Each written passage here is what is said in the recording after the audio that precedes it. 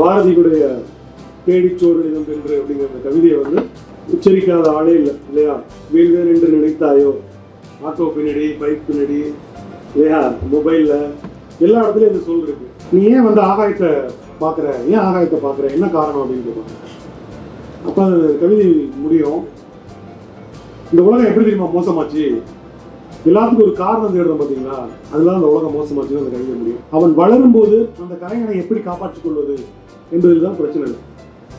எனவே நமக்கு பிறக்கும் போது குழந்தையின் கண்கள் இருக்கு இல்லை, எல்லாத்தையும் நம்ம ஆச்சரியத்தோடு பார்க்குறோம், எல்லாத்தையும் தொட்டு பார்க்குறோம், எல்லாத்தையும் வியந்து பார்க்குறோம். ஆனால் ஒரு குறிப்பிட்ட காலம் வயது வரும்பொழுது நாம் எதையுமே வியந்து பார்க்கறது. ஒட்டுமொத்த கவிதையினுடைய பெரும் பயணத்தை நீங்கள் எடுத்துக்கிட்டீங்கன்னா இது பெரிய டிராவல். அதை பற்றி பேசுறதுக்கு மட்டுமே நமக்கு சில வாரங்கள் தேவைப்படும். ரொம்ப பெரிய துயரமா இருக்கு. அப்ப விசாரிச்சு பார்க்கும்போது, தேடி பார்க்கும்போது, இன்னொருத்தர் கேட்கும்போது ஒரு பெரும் தேடலுக்கு பிறகு என்ன தெரிய வருது, எந்த கேள்வியுமே விட இல்லைன்னு தெரிய வருது. அப்போ பெரும் துயரத்துக்கு பதிலாக என்ன வருது, ஜாலி வருது. சார், ஒரு மனுஷனோட உணர்ச்சியை தூண்டி விடுறதுல கவிதை வந்து முக்கியமான ஒரு பங்கு வகிக்குது சார். ஓகே, எல்லாருக்கும் நல்லா தெரிஞ்ச ஒரு கவிதை பாரதியாரோடது, அதை தேடிச்சோறு நின்ற அப்படின்ற ஒரு கவிதை தெரிஞ்சு சார். ஆமாம், அதை படிச்சு முடிக்கிறப்போ ஒருத்தன் நான் சாதாரண ஆள் இல்லைடா, நான் வேற ஒரு ஆள், நான் ரொம்ப யூனிக்கான ஆள் அப்படிங்கிறது வந்து எல்லாருக்கும் புரிய வரும். அதுக்கப்புறம் வந்து சினிமாவில் பாடல் எழுத போகிறவங்களுக்கு கவிஞர் ஆகிறது அப்படிங்கிறது ஒரு நல்ல ஒரு வாய்ப்பாக இருக்கும், ஒரு விசிட்டிங் கார்டாக இருக்கும். Yes sir. ஓகே, ரொம்ப ஃப்ராங்காக சொல்லியிருக்காரு. ரெண்டு விஷயம்னா, ஒன்று பாரதியுடைய தேடிச்சோறு நிதம் என்று அப்படிங்கிற அந்த கவிதையை வந்து உச்சரிக்காத ஆளே இல்லை இல்லையா? வீழ்வேன் என்று நினைத்தாயோ, ஆட்டோ பின்னாடி, பைக் பின்னாடி, இல்லையா, மொபைலில் எல்லா இடத்துலையும் இந்த சொல் இருக்கு. அப்போ அந்த சொல் வந்து உணர்வெழுச்சி தரக்கூடியதாக இருக்கு மனிதர்களுக்கு. அதனால் அது முக்கியம், கவிதை முக்கியம் சார் அப்படின்னு சொல்றாரு. அண்ட் இன்னொன்று சொல்றாரு, திரைப்பட பாடம் எழுத போறதுக்கு கவிதை ஒரு முக்கியமான விசிட்டிங் கார்டாக இருக்கும் அல்லது நுழைவாயிலாக இருக்கும்னு சொல்றாரு. சொல்லுங்க சார். என்ன பொறுத்த வரைக்கும் கவிதை வந்துட்டு இப்போ ஏதாச்சும் நம்ம எக்ஸ்பிரஸ், இப்போ ஒரு சில விஷயத்தை வந்து நம்ம வெளிப்படையாக எக்ஸ்பிரஸ் பண்ணுவோம். பட் வந்து எக்ஸ்பிரஸே பண்ண முடியாத ஒரு வலியோ ஒரு சந்தோஷமோ நம்ம யார்கிட்டலாம் சொல்கிறது தெரியாமல் இருக்கும். அப்போ இருக்கும்போது இந்த மாதிரி கவிதைங்க வந்துட்டு ஒரு எழுத்து மூலியமாக நம்ம வந்து எக்ஸ்பிரஸ் பண்ணுறது தான் என்ன பொறுத்த வரைக்கும் மோஸ்ட் ஆஃப் த கவிதைகளே இருக்குது. ஓகே, ஒரு உளவியல் சிகிச்சையாக கூட சில நேரத்தில் கவிதை இருக்கு அப்படின்னு சொல்றாங்க. குறிப்பாக மணிசப்தனுடைய நிறைய காதல் கவிதைகளை வந்து இந்த பிரேக்கப்ல இருக்கிறவங்க, காதலை பற்றிய புரிதலுக்குள்ள நுழைகிறவங்க, காதலித்து தோல்வி உற்றவர்கள் எல்லாருமே வாட்ஸ்அப் ஸ்டேட்டஸாக வச்சிருக்காங்க இல்லையா? ஸோ அவருடைய ஒரு கவிதை வந்து ரொம்ப ஃபேமஸ், வந்து அழுகை வராமல் இல்லை, ஆனால் உங்கள் முன் அழுதுவிடக்கூடாது என்கிற ஒரு வைராக்கியம் இல்லையா? இது எல்லாருக்கும் இருக்கு. அப்போ இது ஒரு இந்த உணர்ச்சி என்கிட்டே இருக்கு, இந்த வருத்தம் என்கிட்டே இருக்கு, இந்த ஃபீல் என்கிட்ட இருக்கு. ஆனால் இது எப்படி சொல்றதுன்னு தெரியல, எப்படி அதை டைஜஸ்ட் பண்றதுன்னு தெரியல. அதுக்கு ஒருத்தர் ஹெல்ப் பண்றாரு. இது எப்படி மென்னு முழுங்குறது இந்த கசப்பை அப்படிங்கிறத வந்து ஒருத்தர் சொல்லித்தராரு இல்லையா? அப்படி அதுக்கு கவிதை பயன்படுது அப்படின்னு சொல்றாங்க. சொல்லுங்க சார். நான் வந்து என்னால் அனுபவிக்க முடியாத ஒரு வாழ்க்கையை என் கவிதை மூலமா நான் அனுபவிச்ச மாதிரி ஃபீல் பண்ணிக்கிறேன். அப்படி ஏதாவது எழுதியிருக்கீங்களா? இப்போ நான் காதலிச்சது இல்லை, ஆனால் காதல் கவிதை அதிகமாக எழுதுகிறோம். இப்போ நான் முத்துக்குமாரே வந்து ஒரு கவிதை எழுதியிருப்பாரு, காதல் கவிதை எழுதுபவர்கள் காதல் கவிதை மட்டுமே எழுதி கொண்டிருக்கிறார்கள், அதை வாங்கி செல்பவர்களே காதலித்துக் கொண்டிருக்கிறார்கள் அப்படின்னு சொல்லி எழுதியிருப்பாரு. அது மாதிரி ஒரு மீனவனை பற்றி நான் எழுதுறேன். நான் மீனவ குடும்பத்தை சேர்ந்தவன் இல்லை. நான் காஷ்மீர் நடக்கிறத பற்றி நான் எழுதுறேன், ஆனால் காஷ்மீரில் இல்லை, நான் ஒரு தமிழனாக இங்கே இருக்கேன். அதை மாதிரி என்னால் அனுபவிக்க முடியும், வாழ்நாளில் அனுபவிக்க முடியாததை என் வரிகள் மூலிமா நான் வாழ்ந்து தான் நினச்சிக்கிறேன். வாழாத வாழ்க்கைகளை வாழ்வது ஒரு பாவனையாக வாழ்கிற ஒரு கலை கவிதை அப்படின்னு சொல்றாரு. உண்மைதான். வேற எனக்கு வந்து சொல்லுங்க. எனக்கு ஒரு வலி இருக்கும், எனக்கு ஒரு அழுகை இருக்கும், எனக்கு ஒரு சோகம் இருக்கும், இப்படி எனக்கு எல்லாமே ஒன்று இருக்கும். அது என்கிட்ட சொன்ன நான் சிரிச்சிடுவேன் உடனே. ஓகே, நான் அதை எழுத்து மூலமா மொழி மூலமா நான் கடத்துறேன். மொழி மூலமா கடத்திட்டு நான் அந்த வழியில இருந்து, அந்த அழுகையில இருந்து, அந்த சோகத்துல இருந்து நான் வெளியில் தப்பிச்சு ஓடிடுவேன் அடுத்ததுக்கு. அந்த கவிதையை அந்த மொழியில நான் கடத்திட்டு போறேன்ல, அதை படிக்கிற ஒருத்தன் வந்து அவனுக்கு ஒரு வழி இருக்கும்ல, அதை படிச்சு அவன் ஒரு ஆறுதல் அடைவான். ஆறுதலுக்காக ஒரு கவிதை, புரட்சிக்காக கவிதை அப்படின்னு நான் பார்க்கிறேன். பிரமாதம். அவங்க என்ன சொல்றாங்க, எனக்கு ஒரு துயரம் வந்தால் நான் யார்ட்டையாவது போய் சொன்னா இல்லை அழுதா ஒருத்தர் கிண்டல் பண்ணுவான், சிரிப்பான். ஆனால் அதையே அந்த கண்ணீரை நான் ஒரு ஆர்ட்டா மாத்தினேன்னா அது எனக்கும் அந்த துயரத்தை கடந்து போகிறதுக்கு உதவுது. இன்னொன்று, அவன் ஒரு துயரத்தில் இருக்கும்போது நான் உருவாக்கின அந்த ஆர்ட் அவனுக்கும் ஆறுதலாக இருக்கு அப்படின்னு சொல்லி சொல்றாங்க. இது ஒரு முக்கியமான பாயிண்ட் தான் கவிதையில். வேற ஓகே, நம்ம கவிதை என்பது என்ன, கவிதை ஏன் எதுக்கு பயன்படுது அப்படிங்கிறப்போ இப்படியெல்லாம் ஒரு பெர்ஸ்பெக்டிவ் இருக்கு. எந்த பொருளும் காரணம் இல்லாமல் இந்த உலகத்தில் நீண்ட நாள் இருக்க முடியாது இல்லையா? தேவையில்லாமல் ஒரு பொருளை நம்ம கையில் வச்சிருப்போமா? இல்லை. எதுவாக இருந்தாலும் ஒரு ஒரு தேவை இருக்கணும். சித்ராமகிருஷ்ணன் அவருடைய ஒரு இன்டர்வியூவில் சொல்லியிருப்பாரு, ஒரு குற்றாலம் கவிதை பயிற்சி பற்றி நடந்துட்டு இருக்கிறப்ப கவிஞர் நகுலன் வந்து ஒரு வெத்தலை காம்பை கிள்ளி ஒரு வெத்தலை போட்டுட்டு இருக்கும்போது ஒரு காம்பை வந்து சித்ராமகிருஷ்ணன் கொடுத்துருக்காரு. அப்புறம் நிகழ்வு நடந்துகிட்டே இருந்திருக்கு. ஒரு 2 மணி நேரம் கழிச்சு டீ சாப்பிட போகிறப்ப உங்கள் கீழே ஒரு வெத்தலை காம்பு கொடுத்தேன் எங்கே அப்படின்னு கேட்டிருக்காரு. சரி, நான் அப்படியே தூக்கி போட்டேன் அப்படின்னு சொல்லியிருக்காரு. அப்போ நகுலன் கேட்டிருக்காரு, நமக்கு பயன்படாத எதையும் நம்ம கையில் வச்சுக்கிறது இல்லை அப்படின்னு கேட்டிருக்காரு. ஒரு சின்ன சம்பவம் தான் அது. ஆனால் அது நமக்கு உணர்த்துவது என்ன அப்படின்னா, பயன்படாத எது ஒன்றையும் நாம் வந்து கையில் தூக்கிட்டு போகிறது கிடையாது. அப்போ எல்லாத்துக்கும் ஒரு பயன்பாடு இருக்கு இல்லையா? இந்த பயன்பாடுங்கிறது ஒரு வகையில் ரொம்ப நல்ல பார்வை, இன்னொரு பக்கம் ரொம்ப மோசமான பார்வை. சதீஷ்குமார் சீனிவாசன்கிறவருடைய ஒரு கவிதை நினைக்கிறேன், நினைவில் இருந்து சொல்கிறேன். நீ ஏன் வந்து ஆகாயத்தை பார்க்குற, ஏன் ஆகாயத்தை பார்க்குற, என்ன காரணம் அப்படின்னு கேட்பாங்க.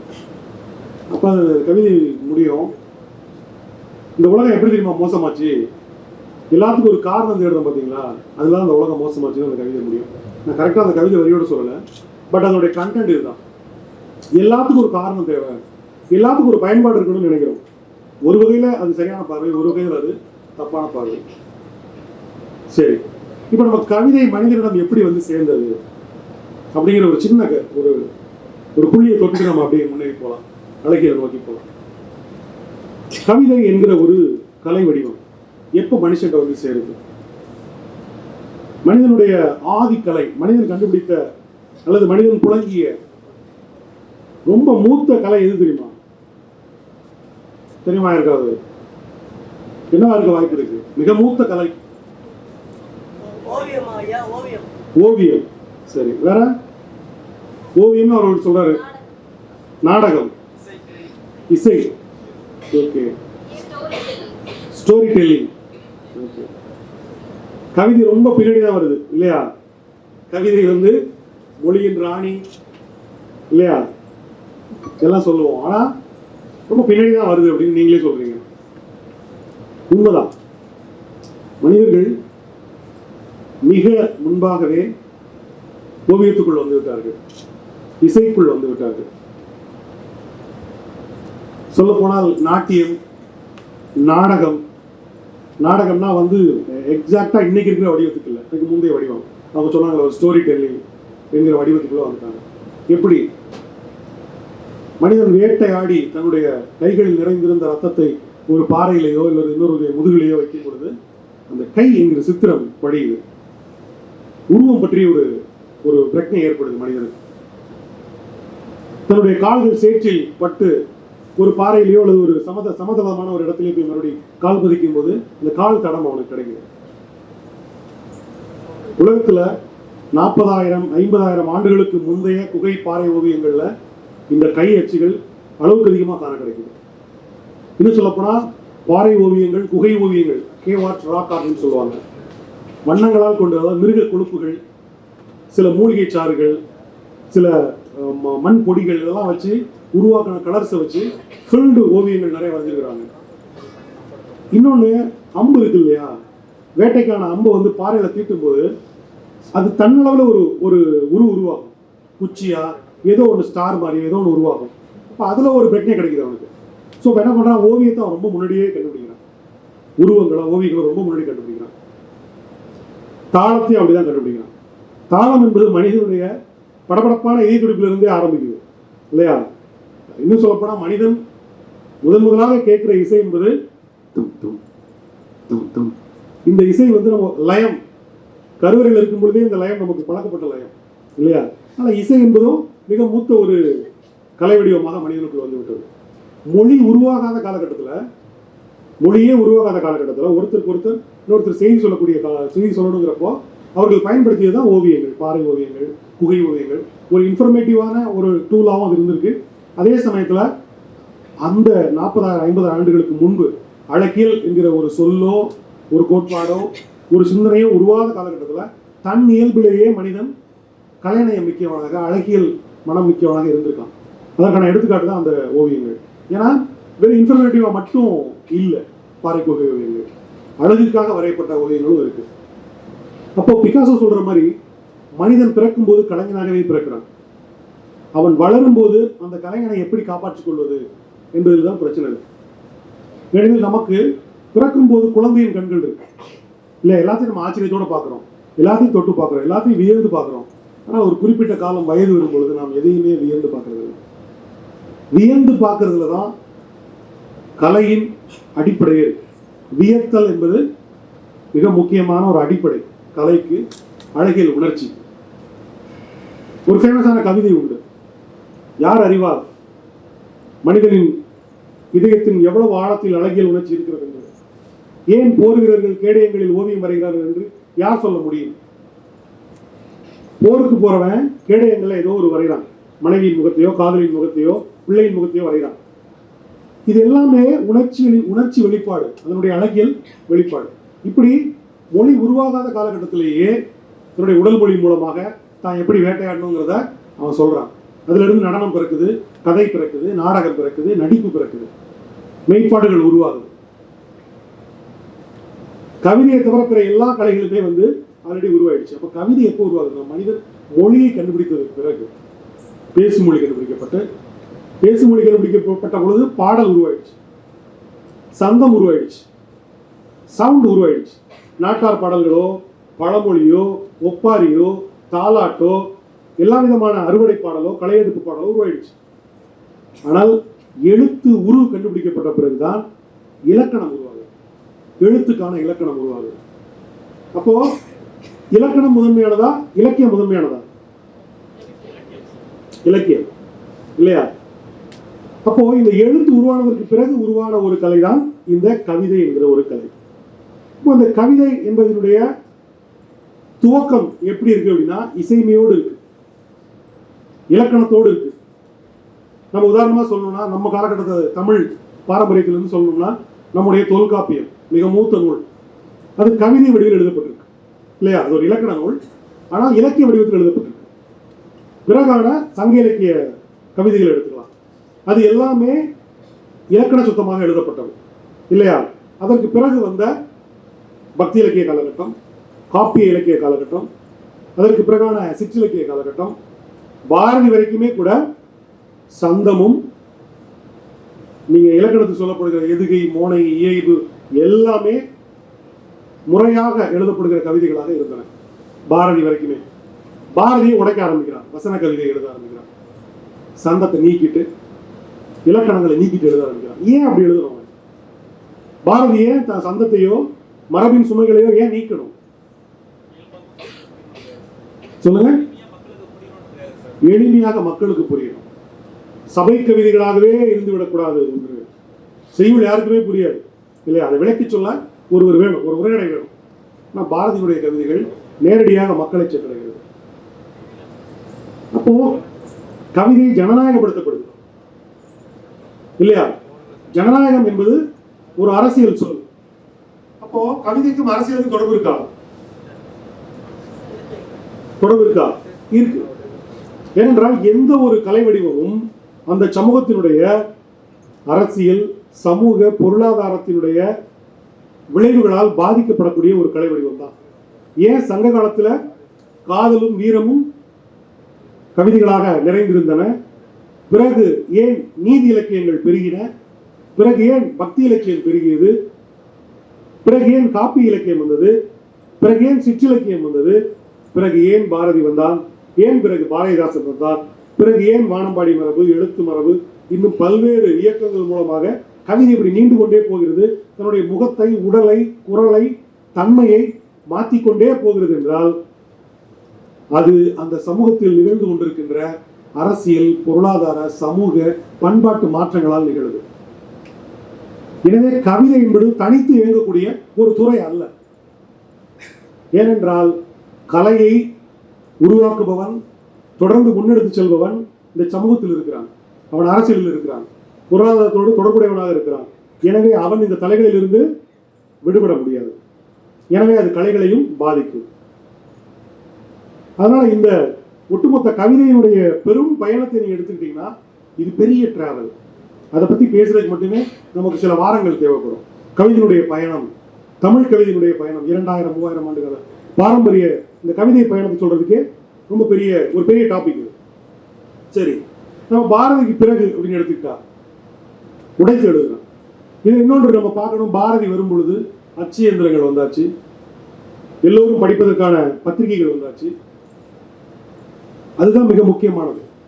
செய்தித்தாள் வரவில்லை என்றால், ஒருவேளை யூரோப்பியன் பிரிண்டிங் மிஷின்ஸ் இங்க வரலன்னா, ஊடகங்கள் பெருகலன்னா, ஷெல்லியோ பைரனையோ ஆங்கில இலக்கியங்களையோ சீன ஹைக்கூ கவிதைகளையோ பாரதி வாசிக்காமல் போயிருந்தால் அவனும் உரைநடை கவிதையின் பக்கம் வந்திருக்க மாட்டான் இல்லையா?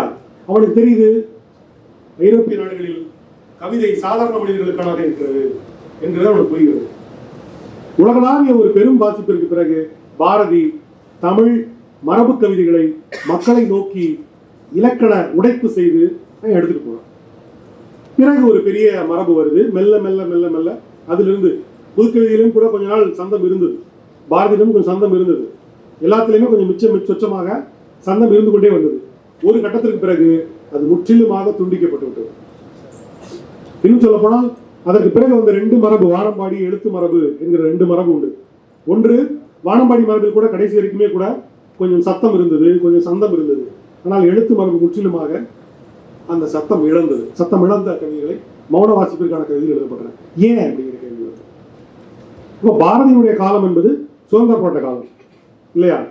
அதற்கு பிறகான பாரதிதாசனுடைய காலம், அதற்கு பிறகான காலம் என்பது தமிழ்நாட்டிலே திராவிட இயக்கங்கள் எழுச்சி பெற்ற ஒரு காலம், மொழிப்போர் உச்சத்தில் இருந்த ஒரு காலம். அப்போ அதற்கான கவிதைகள் எழுதப்பட்டன. மேலும் ரஷ்யா என்கிற ஒரு கம்யூனிஸ்ட் தேசம் உடைந்த பொழுது உலகம் முழுக்க இருக்கக்கூடிய புரட்சி என்கிற ஒரு சித்தாந்தத்தின் மீது ஒரு பெரிய கேள்வி எழுந்தது. இனி புரட்சி வருமா? புரட்சியினுமே வேலை இருக்கா? எல்லோருமே நம்பிக்கை இழந்தார்கள், எல்லா தத்துவத்தின் மீதும் நம்பிக்கை இழந்தார்கள். 2 உலகப்போர் நிகழ்ந்தது. இந்த 2 உலகப்போர் நிகழ்ந்ததுக்கு அப்புறம் ஒரு உளவியல் உருவானது, ஒரு தேடல் உருவானது, ஒரு புரிதல் உருவானது. அது என்னன்னா, மனிதன் பேரறிவு கொண்டு வளர்ந்து விட்டான், ஆனால் அந்த அறிவால் பெரிய பிரயோஜனம் ஒன்றுமே இல்லை. ஏனென்றால் அந்த அறிவால் அவன் அதிகபட்சமாக சாதித்தது ஒரு பெரிய அணுகுண்டை உருவாக்கி இன்னொருவன் தலையில் போட்டது. நாடு நாடாக போர்கள் நடந்து லட்சக்கணக்கான மனிதர்கள் அழிந்தது. இவ்வளவு அறிவு பெற்ற மனிதன் இவ்வளவு பெரிய அறிவை உருவாக்க முடியும் என்றால் இந்த அறிவே மிக ஒவ்வாமைக்குரியது என்கிற ஒரு கருத்தும் உருவானது. அதிலிருந்து உருவானதுதான் டாட்டாயிசம், சர்ரியலிசம் போன்ற. சர்ரியலும் இப்பெல்லாம் அடிக்கடி எல்லாருமே பயன்படுத்துகிற வார்த்தை அது மாறிடுச்சு. ரொம்ப சர்ரியலா இருக்கு மாம்ஸ் அப்படின்னு சொல்லி பேசிட்டு இருக்கோம் இல்லையா? இந்த சர்ரியல் என்கிற ஒரு இசம், மீமெய்மியல் சொல்லலாம். அந்த சர்ரியலிசம் என்பதெல்லாம் அப்பொழுதுதான் தோன்றுது. புகைப்பட கருவிகள் உருவாகுது. அதாவது அந்த காலத்தில் ஓவியர்கள் மட்டுமே இருந்தாங்க. ஒரு துல்லியமான ஒரு நபரை அப்படியே அந்த முகத்தை வரைகிறதுக்கு ஓவியர்கள் இருந்தாங்க. ஆனால் புகைப்பட கருவி வந்ததுக்கு அப்புறம் அந்த ஓவியர்களுக்கு வேலையெல்லாம் போச்சு. அவர்களை விட துல்லியமாக புகைப்பட கருவி படம் எடுத்தது. அந்த காலகட்டங்களில் நிறைய ஓவியர்கள் இறந்ததாக சொல்வார்கள், தற்கொலை செய்து கொண்டதாக சொல்வார்கள்.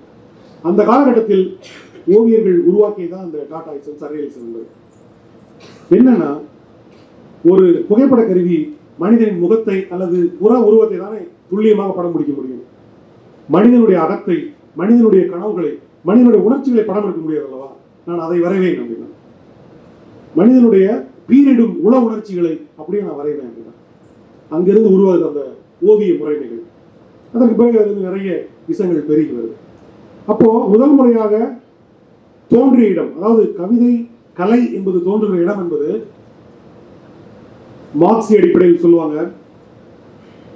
உழைப்பாளர்கள் உழைத்துக் கொண்டிருக்கும் போது, விதைக்கும் போதே அறுவடையை பற்றிய பாடலை பாடுவது என்பது ஒரு எதிர்காலத்தின் மீதான நம்பிக்கையை விதைக்கும் விதமான ஒரு கனவு பாடலாக அதை உருவாக்குறாங்க. அறுவடை பாடல், விதைக்கும் பொழுதே அறுவடையை பற்றி பாடுகிற பாடல் மூலமாக ஒரு உழைப்பாளிக்கு நம்பிக்கையை ஊட்டுவது என்ற ஒரு தன்மை அதுக்குள்ள இருக்கு. அப்ப கலை என்பதே நம்பிக்கையை ஊட்டுவது, உங்களுக்குள் ஒரு கனவை விதைப்பது என்பதுதான். நான் அடிக்கடி சொல்லுவேன், இன்செப்ஷன் படம் தான் கவிதையை விளக்குவதற்கான ஒரு நல்ல இடம் நான் சொல்லுவேன். இன்செப்ஷன் படம் பார்த்துருக்கீங்களா? எத்தனை பேர் பார்த்துருக்கீங்க? பார்த்தது இல்லையா? ரொம்ப நல்ல படம், நெட்ல இருக்கு. இன்செப்ஷன், கிறிஸ்டோபர் நோலனுடைய இன்செப்ஷன் அப்படிங்கிற படம். ட்ரீம் ஹண்டர்ஸ் பத்தியான ஒரு படம். ஒருவருடைய இந்த உலகத்திலேயே மனிதர்களை மிக எளிமையாக மாற்றக்கூடிய, வசியம் செய்யக்கூடிய, ஈர்க்கக்கூடிய ஒரு இடம் என்றால் அவருடைய மனம். அவருடைய மனதில் சின்ன ஒரு விதையை போட்டா போதும், அது மெல்ல வளர்ந்து ஒரு பெரிய காடாக மாறிடும். அது அன்பா இருக்கலாம், வெறுப்பா இருக்கலாம். அந்த குறிப்பிட்ட படத்துல ஒருவருடைய கனவுக்குள் நுழைந்து அவருக்குள் ஒரு கனவை உருவாக்கி அந்த கனவுக்குள்ள ஒரு கருத்தை உருவாக்கி விட்டு வெளியே வந்துடுவார். இதான் அந்த படத்துல கான்செப்ட். அந்த கருத்து வளர்ந்து அது ஒரு பிரச்சனையா மாறும். அது ஒரு பெரிய கான்செப்ட். அது ஆனா ஒரு சினிமா, ஒரு நாடகம், ஒரு கதை, ஒரு கவிதை, ஒரு திரைப்பட பாடல், இதெல்லாம் என்ன செய்யுது அப்படின்னா இதைத்தான் செய்யும். இப்போ அவங்க சொன்னாங்க இல்லையா, ஏதாவது ஒரு கவிதையால உங்களுக்கு மாற்றம் நிகழ்ந்திருக்கா? எஸ், நிகழ்ந்திருக்குன்னு சொன்னாங்க இல்லையா? அதுதான். எவ்வளவோ பேர் கவிதைகளால், நாடகங்களால், சினிமாக்களால், பாடல்களால் மாறி இருக்காங்க. ரொம்ப சிம்பிள். எல்லா பட்டிமன்றங்களும் நீங்க கேட்ட ஒரு பழைய கதை தான். வாலி வந்து ஊருக்கு போயிடலான்னு திரும்பி, பாடலாசிரியர் வாலி ஊருக்கு திரும்பும்போது மயக்கமா கலக்கமாங்கிற கண்ணதாசனுடைய பாட்டை கேட்டேன், நான் திரும்பி வந்து சும்மா சாதாரண கதை. இது மாதிரி எத்தனை பேருக்கு எவ்வளவு கதைகள் இருக்கு இல்லையா? ஸோ சொற்கள், பாரதி சொல்ற மாதிரி சொற்கள் மந்திரம் போன்றது. அதை மனதுக்குள் விதைக்கும் பொழுது, ஏன் இன்னைக்கும் எல்லா கட்சிக்காரங்களும் வீழ்வே என்று நினைத்தாயோ அப்படின்னு சொல்றாங்க இல்லையா? எத்தனை பேர் இந்த மாசத்துல மட்டுமே 10 அரசியல்வாதிகள் சொல்லியிருப்பாங்க. ஏன் இந்த வார்த்தை அவ்வளவு பவர்ஃபுல்லா இருக்கு? ஒரு சொல்லுக்குள் எப்படி இவ்வளவு சக்தி வருது இல்லையா?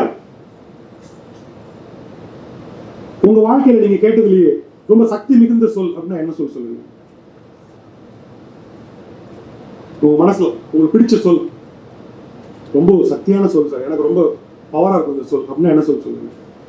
அப்படிதான் சொல் முதல்ல இருக்கா உங்களுக்கு? அம்மா. எல்லாருக்குமே அது அந்த சொல் பிடிக்கும். அதாவது பூச்சி விலங்குகள் கூட பிடிக்கும் இல்லையா? ரொம்ப உண்மை இல்லை. வேற சொல், வாழ்க வளமுடன், நல்ல சொல் தான், பாசிட்டிவான சொல் தான். என்ன பிராண்ட் ஆகும்போது பிரச்சனை, வேற ஒண்ணும் இல்லை. ஏதாவது சொல், யாருக்குமே அப்படி சொல் இல்லையா?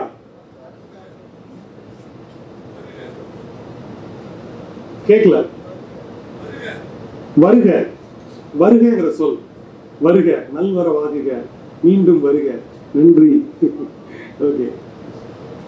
மனுஷபுத்திரன் ஒரு கவிதை தொகுப்பு ஒரு பேர் வச்சாரு தெரியுமா? என்ன ஒரு பெரிய புக்கு, மிஸ் யூ. எனக்கு தெரிஞ்சு இந்த காலகட்டத்தில் மிக சக்தி வாய்ந்த சொல், நிறைய பேர் மனதை வந்து நெகிழ்த்தும் சொல் என்ன அப்படின்னா அது வந்து மிஸ் யூ இல்லையா? உண்மைதானே? தமிழ் சொல் அப்படிதான் இருக்கா? இல்ல இல்லையா? வென்றாக வேண்டும். வென்றாக வேண்டும். ஆக்சுவலா பாரதி எப்படி ஒரு 100-150 சொற்கள், 200 சொற்களுக்கு மேல பாரதியுடைய சொற்கள் அப்படி இருக்கு. எந்த இடத்துக்கும் பொருந்துற மாதிரியான மந்திரம் மிக்க சொற்களை அவர் உருவாக்கியிருக்கு. கண்டிப்பா நீங்க அவரை படிக்கணும். இந்த சொல்லில் மந்திரம் ஏற்றுகிற வேலை இருக்கு இல்லையா? இதுதான் கவிஞனுடைய மிக முக்கியமான ஒரு பங்கா இருக்கு. சரி, இப்போ நேரா கவிதைக்கு வருவோம்.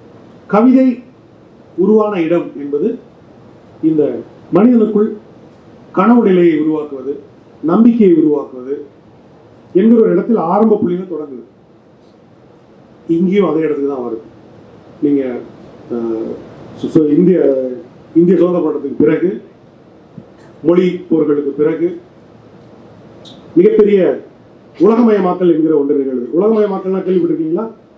என்னென்ன குளோபலைசேஷன் தெரியுமா? என்னது? கேட்கல.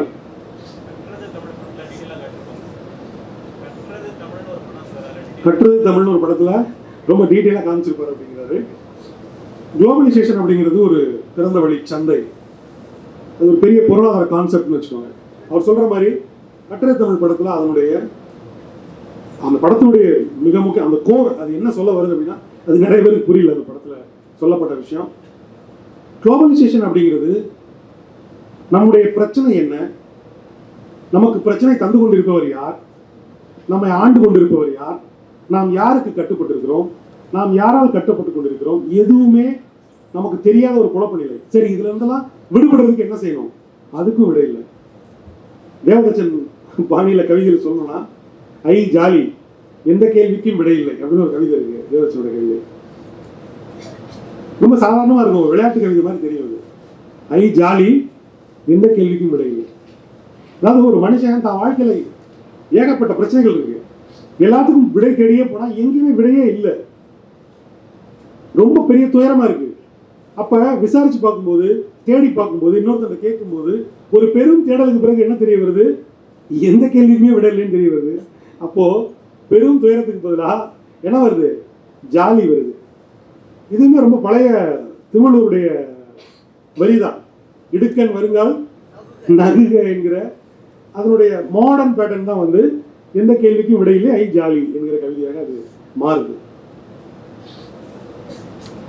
ஆக காலந்தோறும் அரசியல் பண்பாட்டு சூழல் கருதி கவிதையின் முகம் மாறிக்கொண்டே வந்து கொண்டிருக்கிறது. இப்போ அதற்கு என்ன முகம்? இந்த காலகட்டத்தில் அதுக்கு எந்த முகம்? அது இப்பொழுது பன்முகம் கொண்டிருக்கு. 30 கோடி முகமுடையால் அப்படின்னு ஒரு வரி இருக்கு இல்லையா, பாரதியோட வரி. 30 கோடி முகமுடையால் என்பதை வந்து 30 கோடி மக்கள் தொகையை கணக்கிட்டு அவர் பாரதி சொன்னார், இந்திய மக்கள் தொகையை வச்சு அப்ப எழுதினாரு. ஆனா கவிதைக்கு இன்னைக்கு அது பொருந்தும்.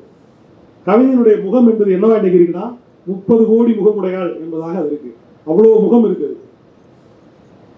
இன்றைக்கும் மரபு கவிதைகள் எழுதப்பட்டு இருக்கு, இன்னைக்கும் ஹைக்கூ கவிதைகள் எழுதப்பட்டு இருக்கு, இன்னைக்கும் புது கவிதைகள் எழுதப்பட்டு இருக்கு, சந்தத்தோடு கவிதை எழுதப்பட்டு இருக்கு, பாடல் வடிவில் கவிதை எழுதப்பட்டு இருக்கு, நாட்டுப்புற சொல் வடிவில் நாட்டுப்புற பாடும் முறையில கவிதை எழுதப்பட்டு இருக்கு, நாட்டார் மொழியில் எழுதப்பட்ட கவிதைகள் இருக்கு,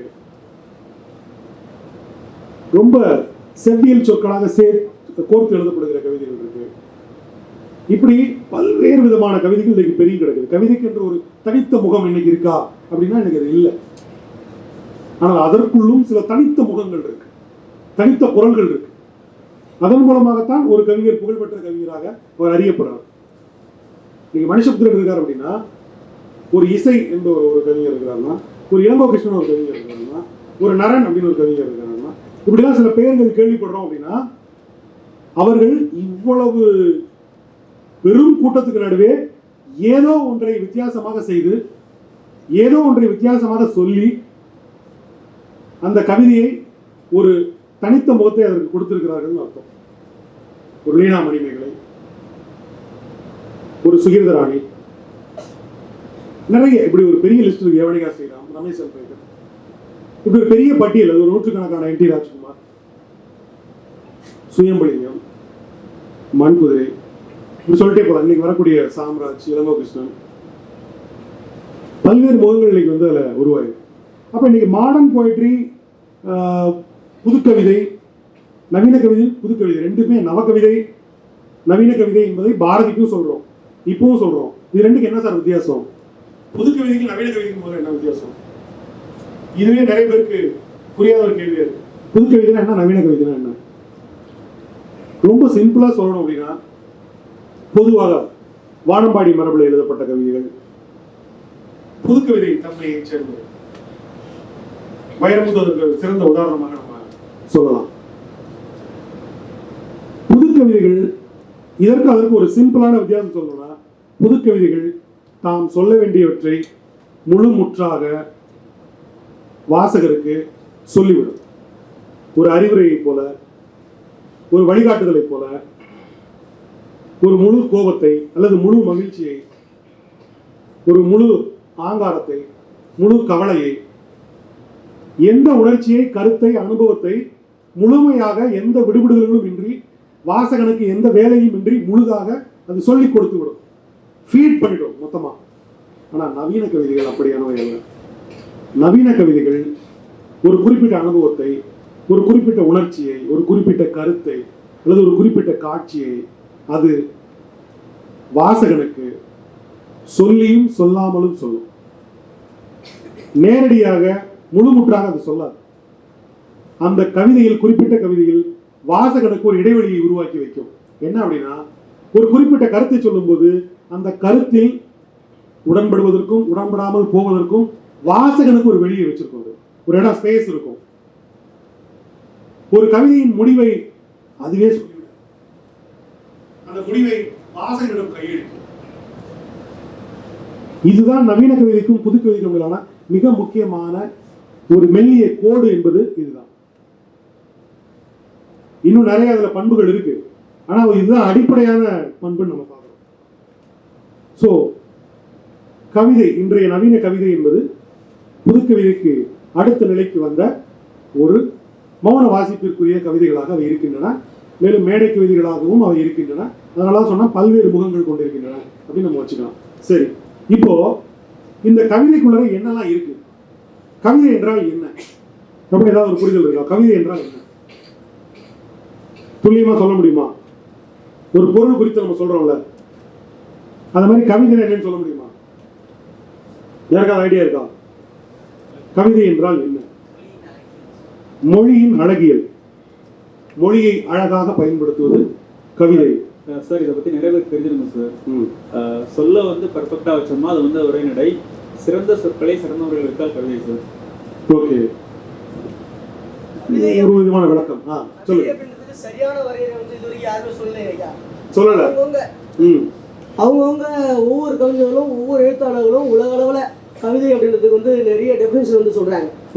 அவர் சொன்ன மாதிரி சொற்களை சிறந்த முறையில் வைப்பது வந்து வசனம், சிறந்த சொற்களை சிறந்த முறையில் வைப்பது வந்து கவிதைன்னு கோலாரிஜில் ஆரம்பிச்சு, கவிதைன்றது தன்னுடைய ஒரு பக்கமா தன்னுடைய வலப்புறத்துல வந்து தன்னுடைய உணர்ச்சியை தலை சாஞ்சி படுத்திருக்கக்கூடிய நிலை அப்படின்னு கீட்ஸ் ஆரம்பிச்சு நம்முடைய கம்பர் வரைக்கும் புவியனுக்கு அணியாய் ஆன்ற பொருளிலிருந்து புலத்திற்றாகி அபியகத்துறையில் தாங்கி ஐந்தினை நெறியலாவி சவியுரத்திலிருந்து தன்னென்று ஒழுக்கமும் தழுவி சான்றோர் கவியென கிடந்த கோதாவரியிலே வீரர் கண்டார் அப்படின்னு கம்பர் வரைக்கும்.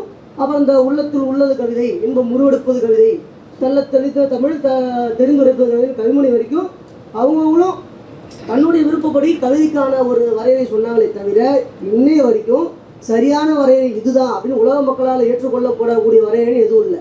நீங்கள் ஒரு வரையறை சொன்னால் அதை நீங்கள் ஏற்றுக்கலாம், நான் ஏற்றுக்கலாம். நானும் ஒரு வரையறை சொன்னால் அது நீங்கள் கண்டிப்பாக ஏற்றுக்கணுன்ற அவசியமும் இல்லை. ஆனால் நான் ஏற்றுப்பேன். நன்றி. வேற யாருக்கா கருத்து இருக்கா? கொடுங்க, சொல்லுங்க. சொல்ல வேண்டிய விஷயத்தை சொல்ல வேண்டிய முறையில் எடுத்து சொல்லணும். Okay okay.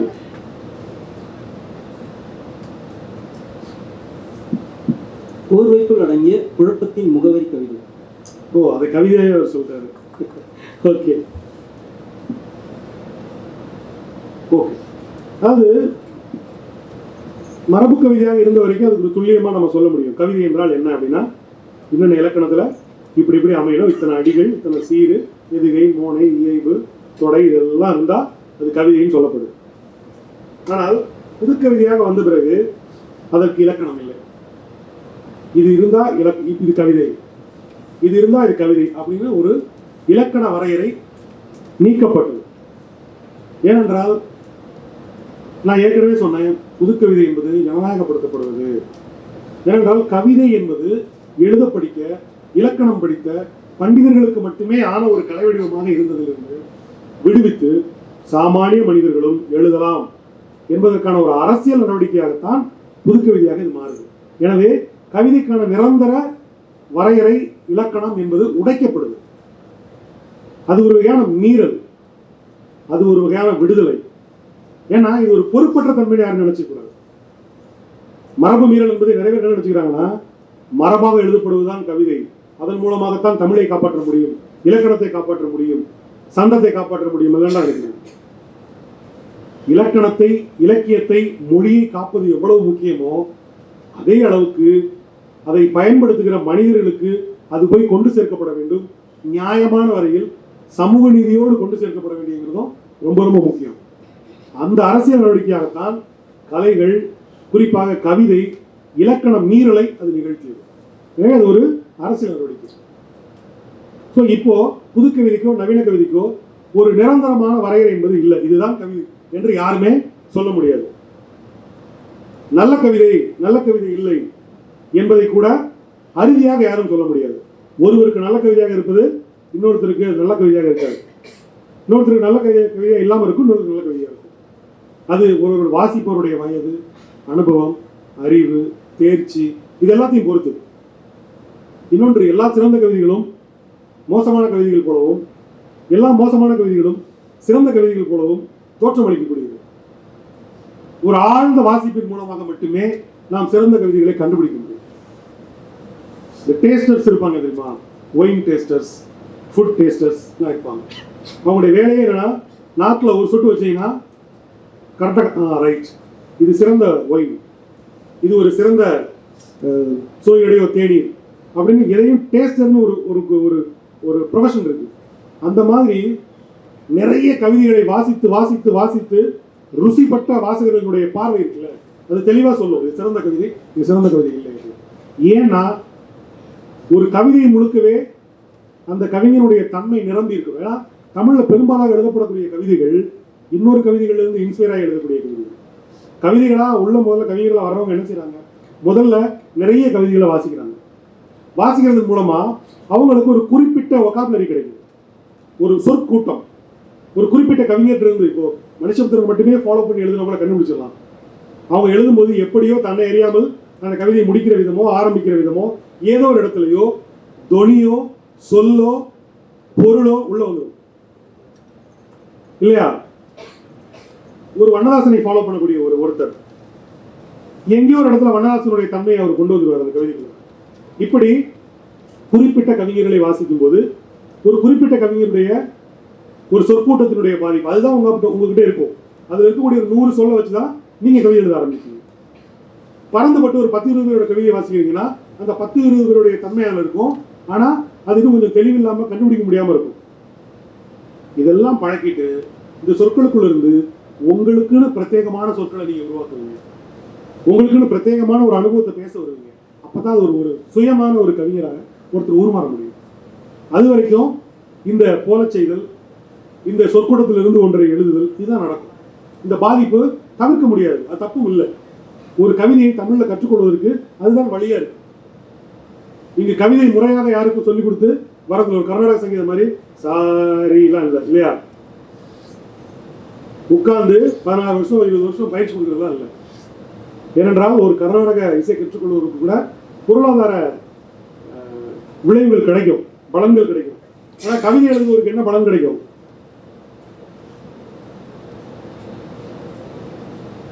பலனே கிடைக்காதா? என்ன அப்படி சொல்றீங்க? கவிதை எழுதுனா எந்த பலனுமே கிடைக்காதா? ஓ, திருப்தி கிடைக்கும், ஆத்ம திருப்தி கிடைக்கும். Okay okay. இல்லை, இந்த உலகத்துல இது மட்டுமே நான் பர்பஸ் சொல்ல மாட்டேன். ஆனா மொழிக்குள் வருகிறவர்களுடைய அவர்கள் அடைகிற ஒரு பெரிய பேரு அப்படின்னு நான் நினைக்கிற விஷயம் என்னன்னா இரவாமை அப்படிங்கிற ஒரு விஷயம்.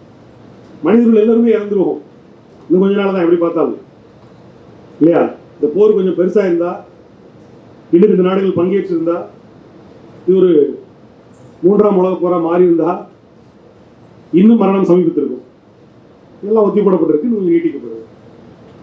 மரணம் எல்லோருக்கும் வரப்போகுது. ஆனால் சிலர் மட்டும் இறக்காம நம்ம கூட இருக்காங்க.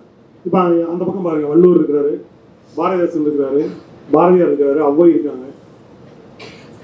இவங்கெல்லாம் எப்பவும் இறந்துட்டாங்க. ஏன் நம்ம அவங்கள வச்சிருக்கோம் நம்ம கூடவே? ஏன் நம்ம அவங்கள வந்து பேசிட்டு இருக்கோம்? ஏதோ ஒரு வகையில இந்த சமூகத்துக்கு அவங்க பங்களிச்சுட்டு இருக்காங்க. அவர்களுடைய சொற்கள் நம்மை வழிநடத்தி கொண்டிருக்கின்றன. இந்த உலகத்தில் வேற எதையும் விட மனிதனை வழிநடத்தக்கூடியது மொழிதான், சொல் தான். உண்மையா இல்லையா? எனவே சொற்களுக்குள் இயங்கி நீங்கள் பிரத்யேகமான உங்களுடைய வாழ்வுணர்வத்திலிருந்து ஒரு கருத்தையோ ஒரு கற்பனையவோ ஒரு காட்சியவோ ஒரு உணர்ச்சியவோ மிகச்சரியாக இந்த மொழியில் நீங்கள் ஏற்றி வைத்து விட்டு சென்றால் காலம் உங்களை எப்போதும் நினைவில் வைத்திருக்கும். நான் தான் பர்பஸ் கேட்டேன், என்ன பர்பஸ்? முதல்ல நாம் நம்முடைய பல்வேறு மன உணர்வுகளில் இருந்து வெளியேறுவதற்கு அதை ஒரு கலையாக மாற்றுவதற்கு அதுவே ஒரு பெரிய பயன்பாடு. முதல்ல சைக்காலஜிக்கல் ட்ரீட்மெண்ட் முதல்ல. ரெண்டாவது, அதை சக மனிதருக்கு வழங்குவது என்பது ஒரு கடமை. அதற்கு ஒரு பிரதிபலனே கிடையாது. முதல்ல நாம் இன்னொருவருக்கு நம்முடைய உணர்வை கடத்த வேண்டியது, நம் வாழ்வு அனுபவத்தை சொல்ல வேண்டியது நம்முடைய கடமை இல்லையா? இது ரெண்டாவது. மூணாவது, நாம் மகிழ்விக்கிறோம். இன்னொரு நாம் மகிழ்விப்பதன் மூலமாக சமகாலத்திலே நம்ம கொண்டாடப்படுறோம். ஒருவேளை நீங்கள் பிரபலமான கவிஞராகிவிட்டால், நிறைய புத்தகங்கள் விற்றால், நீங்கள் பணம் கூட சம்பாதிக்க முடியும். கவிதையால் பணம் சம்பாதிப்பது மோசமான விஷயம். கவிதையை கற்றுக்கொள்ளும் போது கவிதையால் பணம் கிடைக்கும் என்று சொல்வது ஒரு பெரிய இந்த 10,000 ரூபாய் போட்டால் 1 லட்ச ரூபா கிடைக்குங்கிற ஒரு மோசடி செய்தி போல அதை பார்க்க வேண்டிய அவசியம் இல்லை. ஓவியங்கள் விற்கப்படுகின்றன, ஒரு சினிமாவை காசு கொடுத்து பார்க்கிறோம் இல்லையா? அதே போல கவிதை என்பது ஒரு பெருங்கலை. இன்னும் பல நாடுகளில், பக்கத்தில் கேரளாவில் கூட கவிதை வாசிப்பு நிகழ்வுகளுக்கு பணம் கட்டி டிக்கெட் வாங்கி உள்ள போகிற கல்ச்சர் இன்னும் இருக்கு. நாளைக்கே இங்கேயும் வரலாம். அதனால கவிதைக்கு பல பயன்பாடுகள். ஒரு வகையில் அது கடமை. ஏன்னா நான் சொன்ன 40,000 வருஷத்துக்கு முன்னாடி புகை ஓவியங்களை வரைந்தவனுக்கு ஏதாவது பிரதிபலன் கிடைக்குமா என்ன? அதான் அவன் கடமைன்னு நினைச்சான், அல்லது அவன் இதுதான் நான் நினைச்சான். தன்னுடைய இயல்பே அதான் நினைச்சான் இல்லையா? அப்படித்தான் நாமும் இருக்க முடியும். கவிதை பாடுவது என்பது எல்லா பயன்பாடுகளையும் தாண்டிய ஒரு மனித இயல்பு. இவ்வளவு அழகான ஒரு மொழியில் நாம் வாழ்ந்து கொண்டிருக்கிறவர்கள் கவிதையை எழுதாமல் போனால்தான் அபத்தமானது. ஒரு வகையில் நாம் சரியாக இல்லையோ என்று கவலைப்பட வேண்டிய ஒரு புள்ளி அது. சரி, கவிதை என்பதற்கு ஒரு நிரந்தரமான வரையறை இல்லை, ஒரு இலக்கணம் இல்லை நவீன கவிதைக்கு. அப்ப கவிதை எப்படி எழுதுறது? கவிதை எழுதுறப்போ கவனிக்க வேண்டியது என்ன? கவிதை என்பது பெரும்பாலும் நீங்கள் ஒரு பிரபலமான கவிஞர்களை அல்லது அதிகமும் தமிழ் சமூகத்தை பாதித்த கவிதைகளை திரும்ப திரும்ப வாசிப்பதன் மூலமாக ஒரு கவிதை எப்படி தொடங்குகிறது, ஒரு கவிதை எப்படி முடிகிறது, அது ஒரு உணர்ச்சியை எப்படி பேசுகிறது, அந்த உணர்ச்சியை எப்படி காட்சிப்படுத்துகிறது, ஒரு கருத்தை எப்படி அது நாசுக்காக முன்வைக்கிறது அல்லது எப்படி நேரடியாக முன்வைக்கிறது. இதை திரும்ப திரும்ப ஒரு கவிதையை டெக்னிக்கலாக வாசிப்பதன் மூலமாகத்தான் கவிதையை கற்றுக்கொள்ள முடியும். கவிதை என்பது இப்படி எழுதுனா சரியா வந்துடும் அப்படிங்கிறது இல்லை, இதுல ப்ராசஸ் இருக்கு. ஆனா அதையெல்லாம் தாண்டி ஒரு கவிதை எப்படி நிகழ்கிறது என்பதை திரும்ப திரும்ப திரும்ப திரும்ப வாசிப்பதன் மூலமாக நாம் அதை கற்றுக்கொள்ள முடியும். மேலும் அதில் கவனிக்க வேண்டிய விஷயம் என்னன்னா, கவிதைக்குள்ள என்ன இருக்குங்கிறது முதல்ல தெரிஞ்சுக்கணும். ஒரு கவிதைக்குள்ள அதிகபட்சமா என்ன இருக்கு சொல்லுங்க பார்ப்போம். ஒரு கவிதை என்பது ஒரு பண்டம் மாதிரி வச்சுக்கோங்க, ஒரு பொருள், அதுக்குள்ள என்னதான் இருக்கு? உணர்வு. முதல்ல கவிதை என்பது மொழியால் ஆனது இல்லையா? தோசை மாவால் ஆனது மாதிரி, லட்டு பூந்தியால் ஆனதுங்கிற மாதிரி மெயின் சோர்ஸ் கவிதையினுடைய ரா மெட்டீரியல்ல அதிகபட்சமான மெட்டீரியல் எது? மொழி, சொல் அல்லது மொழி. ஓகே, அதுக்கப்புறம் அதுல என்ன இருக்கு? உணர்ச்சி சொன்னாங்க. வேற வேற நோக்கம். அந்த கவிதைக்கு ஒரு நோக்கம் இருக்கு, எய்ம் இருக்கு. ஓகே, வேற காட்சி இருக்கு. கவிதைக்குள்ள காட்சி இருக்கு, விழிப்புணர்வு, எய்ம், இதெல்லாம் ஒண்ணா வச்சுக்கலாம். வேற அழகியல் இருக்கு. ஒரு கவிதைக்குள்ள அழகியல் இருக்கு.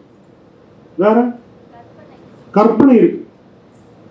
ஒரு கவிதைக்குள்ள கற்பனை இருக்கு. என்ன சொன்னீங்க? வர்ணனைகள் இருக்கு. வர்ணனை என்பது நரேஷன், சொல் முறைன்னு வச்சுக்கலாம். சொல் முறை. வேற ஒரு சிந்தனை இருக்கலாம். காரணம், இந்த கவிதைக்கு ஒரு காரணம் இருக்கு அப்படிங்கிறாங்க. யதார்த்தத்தை மீறி சிந்திப்பது, புனைவு அல்லது கற்பனை அப்படி வச்சுக்கலாம். இசைமை, ஒப்புமையும் மிகைமையும், அதாவது ஓமை, ஒன்றை ஒன்று ஓமைப்படுத்துவது, உருவகப்படுத்துவது, படிமமாக மாற்றுவது சொல்றாங்க ஒப்புமை. இன்னொன்று மிகைப்படுத்துதல், ஒன்றை மிகைப்படுத்தி கூறுவது. அழகை வர்ணிக்கும் போது மிகைப்படுத்தி கூறுவோம் இல்லையா? மீன் போன்ற கண்கள் அப்படின்னா அது கண்கள் மீன் மாதிரியா இருக்கு இல்ல, ஆனா ஒரு மிகை, அந்த வடிவத்தை இன்னும் கொஞ்சம் நேர்த்தியாக்கி செழுமையாக்குவது மிகைமை. வேற பொய். பொய் தான் கற்பனை, பொய் தான் புனைவு, எல்லாம் ஒரே அம்சம்தான். கருத்து முக்கியமான பாயிண்ட். கவிதைக்குள்ள ஒரு கருத்து இருக்கு. வேற உணர்வு வெளிப்பாடு ஐயா. உணர்வு வெளிப்பாடு, அதான் உணர்வு. வேற கேள்வி, கேள்வி, கோபம், இதெல்லாம் emotions. All kind of emotions ஒன்றுக்குள்ள இருக்கு. அதான் உணர்வுன்னு சொல்றோம். பொருத்தப்பாடு, சில வினாக்களுக்கு விடையே இருக்கும். அதுதான் அவங்க கருத்து, சிந்தனை அப்படின்னு சொன்னாங்க. முக்கியமா அரசியல் இருக்கும். எந்த ஒரு கவிதையிலையும் அரசியல் இருக்கும். எப்படி சார், நான் ஒரு கவிதைக்குள்ள அரசியல் திட்டமிட்டு வைக்கவே இல்லையே, நீங்க வைக்காட்டுல இருக்கும். அதுதான் அரசியல். ஏன்னா மொழி, அதனுடைய பொருள், அதனுடைய தொனி, அது பயன்பாட்டு முறைக்குள் தன்னை அறியாமல் ஒரு அரசியலை இது கொண்டிருக்கு. அந்த அரசியலை நீங்க சரிப்படுத்தலாம், அரசியலை நீக்கலாம், திட்டமிட்டு அரசியலை சேர்க்கலாம், கூடுதல் படுத்தலாம். ஆனா அரசியலற்ற ஒரு கவிதையை உங்களால் நினைச்சபடி எழுத முடியும். ஏனெனில் தன்னளவில் அது அரசியல் பூர்வமானது. எனவே அரசியலும் அதில் ஒரு பங்கு. அப்புறம் கவிதைக்கு ஒரு வடிவம் இருக்கு. ஒவ்வொருத்தரும் ஒவ்வொரு வடிவத்தில் எழுதுவாங்க. ஒருத்தர் ஒரு கவிதையை மென்மையா ஆரம்பிச்சு அந்த கவிதையினுடைய ஒரு கிளைமேக்ஸை வந்து கடைசி வரியில வைப்பாரு. கைக்கு வடிவத்தில் நிறைய பேர் அப்படி எழுதுவாங்க. இன்னைக்கு எழுதிட்டு இருக்காங்க. சிலர் தொடங்கும் போதே கவிதையை முடிச்சிருவாங்க. மீதியெல்லாம் அதை பற்றி விவரணையா இருக்கும். ஒவ்வொரு நிறைய வடிவங்கள் இருக்கு. நம்ம சில கவிதைகள் வாசிக்கிறாங்க, நம்ம பார்ப்போம். ஸோ கவிதைக்குள்ள என்ன இருக்கு அப்படின்னா, மொழி இருக்கு, இலக்கணம் இருக்கு. நம்ம வந்து இலக்கணத்தை மீறி இலக்கணத்தை உடைத்துட்டோம்னு சொன்னா கூட டீப்பான இலக்கணங்களை உடைச்சிருக்கமே தவிர சில அடிப்படையான இலக்கணங்கள் இருக்கு. ஒருமை, பன்மை, இல்லையா? இப்படி பேசிக்கான இலக்கணங்களை நம்ம மீறவே இல்லை. மொழி இலக்கணங்களை, பொருள் கொள்வதற்கான இலக்கணங்களை நம்ம மீறலை. ஸோ அதெல்லாம் ஆனால் கவிதையில் நிறைய பேர் இன்னும் ஒருமை, பன்மை, ஒற்றுப்படையோட தான் நிறைய பேர் தமிழில் கவிதை எழுதிட்டுருக்கிறாங்க. மிகச்சிறந்த கவிஞர்கள் கூட தப்பெல்லாம் செய்கிறாங்க. பட் நம்ம அதெல்லாம் பண்ணக்கூடாது. ஓகே, கவிதைக்குள்ள உணர்ச்சி இருக்கு, அனுபவம் இருக்கு, காட்சிகள் இருக்கு, வேற என்ன இருக்கு? சிந்தனை இருக்கு, அரசியல் இருக்கு, அழகியல் இருக்கு, அதற்கு ஒரு சொல்முறை இருக்கு, அதற்கு ஒரு வடிவம் இருக்கு, இல்லையா? இது எல்லாமே சேர்ந்ததுதான் ஒரு கவிதையா இருக்கு. இதுல ஒன்று ரெண்டு சில கவிதைகள்ல விடுபடலாம், சேரலாம். இதுல எல்லாம் எது ரொம்ப காம்பேக்டா ஒன்று கூடி வருதோ அது ரொம்ப சிறந்த கவிதையாகவும், இதுல ஒன்று ரெண்டு எங்கெங்கெல்லாம் விடுபடுதோ அது கொஞ்சம் பலவீனமான கவிதையாகவும் இருக்க வாய்ப்பு இருக்கு. ஆனா எந்த ஒரு நல்ல கவிதைக்குள்ள நீங்க போய் தேடி பார்த்தீங்கன்னா இந்த பொருட்கள் இருக்கும், இந்த மிக்சிங் இருக்கும். கவிதையை புரிந்து கொள்வதற்கு வாசித்து வாசித்து திரும்ப திரும்ப அந்த தொழில்நுட்ப முறையை கண்டறிவது ஒன்று என்றால், அந்த கவிதையை வாசிக்கும் பொழுது இவர் ஒன்று சொன்னார்ல, அது இந்த கவிதை எல்லாமே இருக்கா அப்படின்னு தேடி பார்த்து அதை புரிந்து கொள்வது என்பது கவிதையை மேலும் புரிந்து கொள்வதற்கு, அதனுடைய உறுப்புகளை புரிந்து கொள்வதற்கு அது உதவும். ஒரு ஓவியத்தில் அனாட்டமி படிக்கிற மாதிரியான ஒரு முறை இது. சரி, இப்போ நம்ம ஒரு சில கவிதைகளை படிச்சுட்டு இதை திரும்ப ரீகால் பண்ணும்போது அது இன்னும் கொஞ்சம் புரியும்னு நினைக்கிறேன். அழகியல் என்பதனுடைய பிரதான டாபிக்கு நான் வர்றேன். முதல்ல ஒரு கவிதை, தயவு கூர்ந்து என்னை அவசரப்படுத்தாதீர்கள் என்கிற ஒரு கவிதை. பார்பரா வான்ஸ் அப்படிங்கிற ஒரு அமெரிக்க கவிஞருடைய கவிதை. இதை கா மோகனரங்கன் தமிழ்ல மொழிபெயர்த்திருக்கிறார். நான் ஒரு நத்தை, தயவு செய்து என்னை அவசரப்படுத்தாதீர்கள். அதோ அந்த செர்ரி மரங்களை நோக்கி நான் மெல்ல நகர்கிறேன். நான் சென்றடைய வேண்டிய இடம் ஒன்றுமில்லை, செய்தே தீர வேண்டிய வேலைகளும் கிடையாது. இந்த வேகமே எனக்கு ஓப்பு. நான் மெதுவாகவே போக விரும்புகிறேன். இது எனக்கு நான் கடந்து செல்லும் பூக்கள் அனைத்தையும், புள்ளின் இதழ்கள் ஒவ்வொன்றையும் அறிந்து கொள்வதற்கு வேண்டிய நேரத்தை தருகிறது. நான் ஒரு நத்தை, இது என் பாதை, தயவு காட்டுங்கள், என்னை அவசரப்படுத்தாதீர்கள், எனக்கு இந்நாள் முழுவதும் மீதம் இருக்கிறது அப்படின்னு கவிதை சொல்றார். இது முடிவு. ஒரு நத்தையின் குரலில் எழுதப்பட்ட கவிதை. இது நத்தை சொல்ற கவிதையா? இது ஒரு நத்தையை பற்றிய கவிதையா? நத்தை எழுதிய கவிதையா? இல்லை. இது முழுக்க முழுக்க ஒரு மனித வாழ்க்கையை பற்றிய ஒரு கவிதை. ஆனால் இதில் நத்தை சொல்வதாக கற்பனை செய்யப்பட்டிருக்கு. சொல்முறை என்னவா இருக்கு? நத்தையின் சொல்முறையாக அது மாறி இருக்கு. ஒரு நத்தை இப்படி சொன்னது அப்படின்னு ஒரு மனிதர் குரலில் சொன்னால் அது ஒரு சொல்முறை இல்லையா? ஒரு நத்தை இப்படி சொல்லிட்டே போச்சுன்னு சொன்னா அது ஒரு சொல்முறை, ஒரு நரேஷன். ஆனால் நத்தையே பேசுவதாக எழுதுவது ஒரு விதமான சொல்முறை. இப்போ இந்த ரெண்டு சொல்முறை உங்களுக்கு வித்தியாசம் தெரியும் நினைக்கிறேன். அப்புறம் இதுல கற்பனை இருக்கா? கற்பனை இருக்கா? இதுல இருக்கு. இதுல ஒரு கருத்து இருக்கா? என்ன கருத்து? இது சுதந்திரமா இருக்க விடாதீங்க, அவசரப்படுத்தாதீங்க. என்ன ஆமாம் இல்லையா? நட்டோடைய சுபாவம் அது. அது கூட மனிதருக்குள்ள சில சுபாவங்கள் இருக்கும். அப்படி இருக்கும்போது அது நம்ம அவனுடைய நோக்கத்துக்கு நம்ம தடை சொல்லிட்டு விலைக்கு இப்போ அவனை திசை திருப்புறது வந்து தவறு அப்படின்னு உணர்வு இருக்கு. இந்த பரபரப்பான வாழ்க்கையில ஒரு சின்ன இளைப்பாறல இது ஒரு ஓய்வு இது கேட்குது. இந்த கவிதை வந்து கேட்குது. இந்த ஓய்வை கேட்பது என்பது ஒரு அரசியலா இல்லையா? நாம் உழைத்தே ஆக வேண்டிய கட்டாயத்தில், ஓடியே ஆக வேண்டிய கட்டாயத்தில் இருக்கும்போது ஒரு மனிதன் என்னை கொஞ்சம் விடுங்கடா, இந்த முழு நாளும் எனக்கு வேணும், என்னை விடுங்க அப்படின்னு சொல்றது ஒரு விதமான அரசியல். இன்னொன்று, அது போகும்போது சொல்லுது, நான் கடந்து போற வழியில நான் எல்லா பூக்களையும் பார்க்கணும், ஜெர்ரி பூக்கள் எல்லாம் நான் பார்க்கணும் இல்லையா? புள்ளின் ஒவ்வொரு இதழையும் நான் கவனிக்கணும் அப்படின்னு சொல்லி இது ஒரு அழகியல். இதற்குள்ள ஒரு அழகியல் இருக்கு இல்லையா? அப்ப நம்ம பேசின எல்லா விஷயமும் இதுக்குள்ள இருக்கு. எனவே இது ஒரு சிறந்த கவிதையாக மாறுகிறது. அல்லது இது ஒரு சிறந்த கவிதை, அதனால் இதற்குள் எல்லாமே இருக்கிறது. இப்ப இந்த கவிதைக்குள்ள புதுக்கவிதையில் சொல்வது போன்ற எந்த முழக்கங்களும் கிடையாது. இப்ப புதுக்கவிதையா இருந்தா இந்த நத்தை என்ன சொல்லும்னா, எனக்கு விடுதலை வேண்டும், இந்த குரல் கொஞ்சம் வேகமா இருக்கும் இல்லையா? என்னை மறிக்காதீங்க, நான் போயே தீருவேன் அப்படிங்கிற ஒரு தொனி புதுக்கவிதைகளுக்குள்ள இருக்கும். ஆனால் நவீன கவிதையுடைய குரல் கொஞ்சம் சன்னமாக இருக்கும், போக விடுங்களா ப்ளீஸ் அப்படின்னு சொல்லுது. ஏன்னா வாசிக்கிறவரை எதிர்முனையில் நிறுத்துவது அல்ல. பெரும்பாலும் நவீன கவிதை எதிர்முனையில் வைப்பதல்ல. புதுக்கவிதையில் நீங்க வாசிக்கும்போது தெரியும், உங்களுக்கு அட்வைஸ் சொல்லப்படும், அல்லது அந்த கவிதை உங்ககிட்ட தான் சண்டை போடும். படிச்சிருக்கீங்களா அப்படி? புதுக்கவிதைகள், நிறைய கவிதைகள் மனிதா திருந்து அப்படின்னு சொல்லும் போதே அது உங்களை நோக்கி தான் சொல்லும், உங்களை எக்ஸ்போர்ட் எதிர்முனையில அது வைக்கும் இல்லையா? ஸோ அந்த தன்மை நவீன கவிதையிலிருந்து மாறுபட்டது.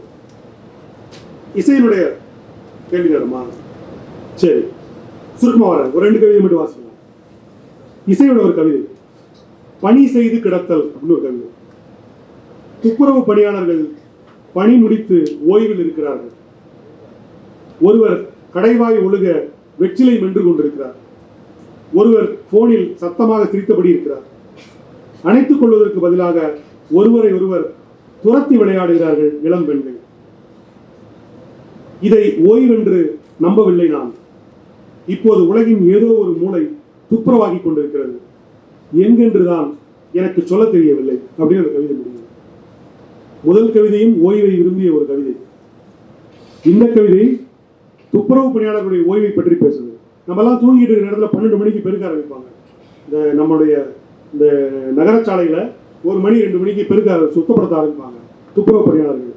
அவங்க ஒரு ஜாம வாக்கில் நம்ம அயர்ந்து தூக்கிட்டு ஒரு 4 மணி 5 மணி வாக்கில் தேநீர் குடிச்சிக்கிட்டு வெத்தலை போட்டுக்கிட்டு ஃபோன் பேசிக்கிட்டு ஒருத்தருக்கு ஒருத்தர் விளையாண்டுக்கிட்டு இருக்காங்க. அந்த காட்சி தான் அவர் பதிவு பண்ணியிருக்கிறது. மிக அதிகாலையில் அந்த அந்த ஒரு ரிலாக்ஸ் பண்றாங்க. அவர் சொல்றாரு, அவங்க ரிலாக்ஸ் பண்றாங்க. ஆனா அவர் சொல்றாரு, இப்போது உலகின் ஏதோ ஒரு மூளை துப்புரவாகி கொண்டிருக்கிறது. அவங்க துப்புரவு பணியை முடிச்சுட்டாங்க, முடிச்சுட்டு ஓய்வு எடுத்துட்டு இருக்காங்க. ஆனா இப்ப விளையாடுறாங்க இல்லையா? அப்போ அவர் சொல்றாரு, உலகின் ஏதோ ஒரு மூளை துப்புரவாகி கொண்டிருக்கிறது. எது? மனித உளம். நான் அப்படி பொருள் கொள்றேன். இன்னும் அதற்கு வெவ்வேறு விதமான பொருட்களை நீங்க ஒருத்தர் கொள்ளலாம். ஆனா என்னுடைய பொருள் என்னன்னா, மனிதர்கள் இந்த ஓய்வின் மூலமாக, இந்த மகிழ்ச்சியின் மூலமாக இந்த உலகத்தில் ஏதோ ஒரு மூளை துப்புரவாகி கொண்டிருக்கிறது என்பது மனிதர்களுடைய உலகத்தை தான் அவர் கொடுக்கிறார். அப்போ ஒரு கவிதை ஒரு துப்புரவாளர்களை பற்றிய ஒரு அக்கறையோடு கூடிய கவிதை போல் அது தோற்றம் தந்தாலும் அது தனக்குள்ள ஒரு சின்ன தத்துவத்தை பார்வை முன்வைக்கும் இல்லையா?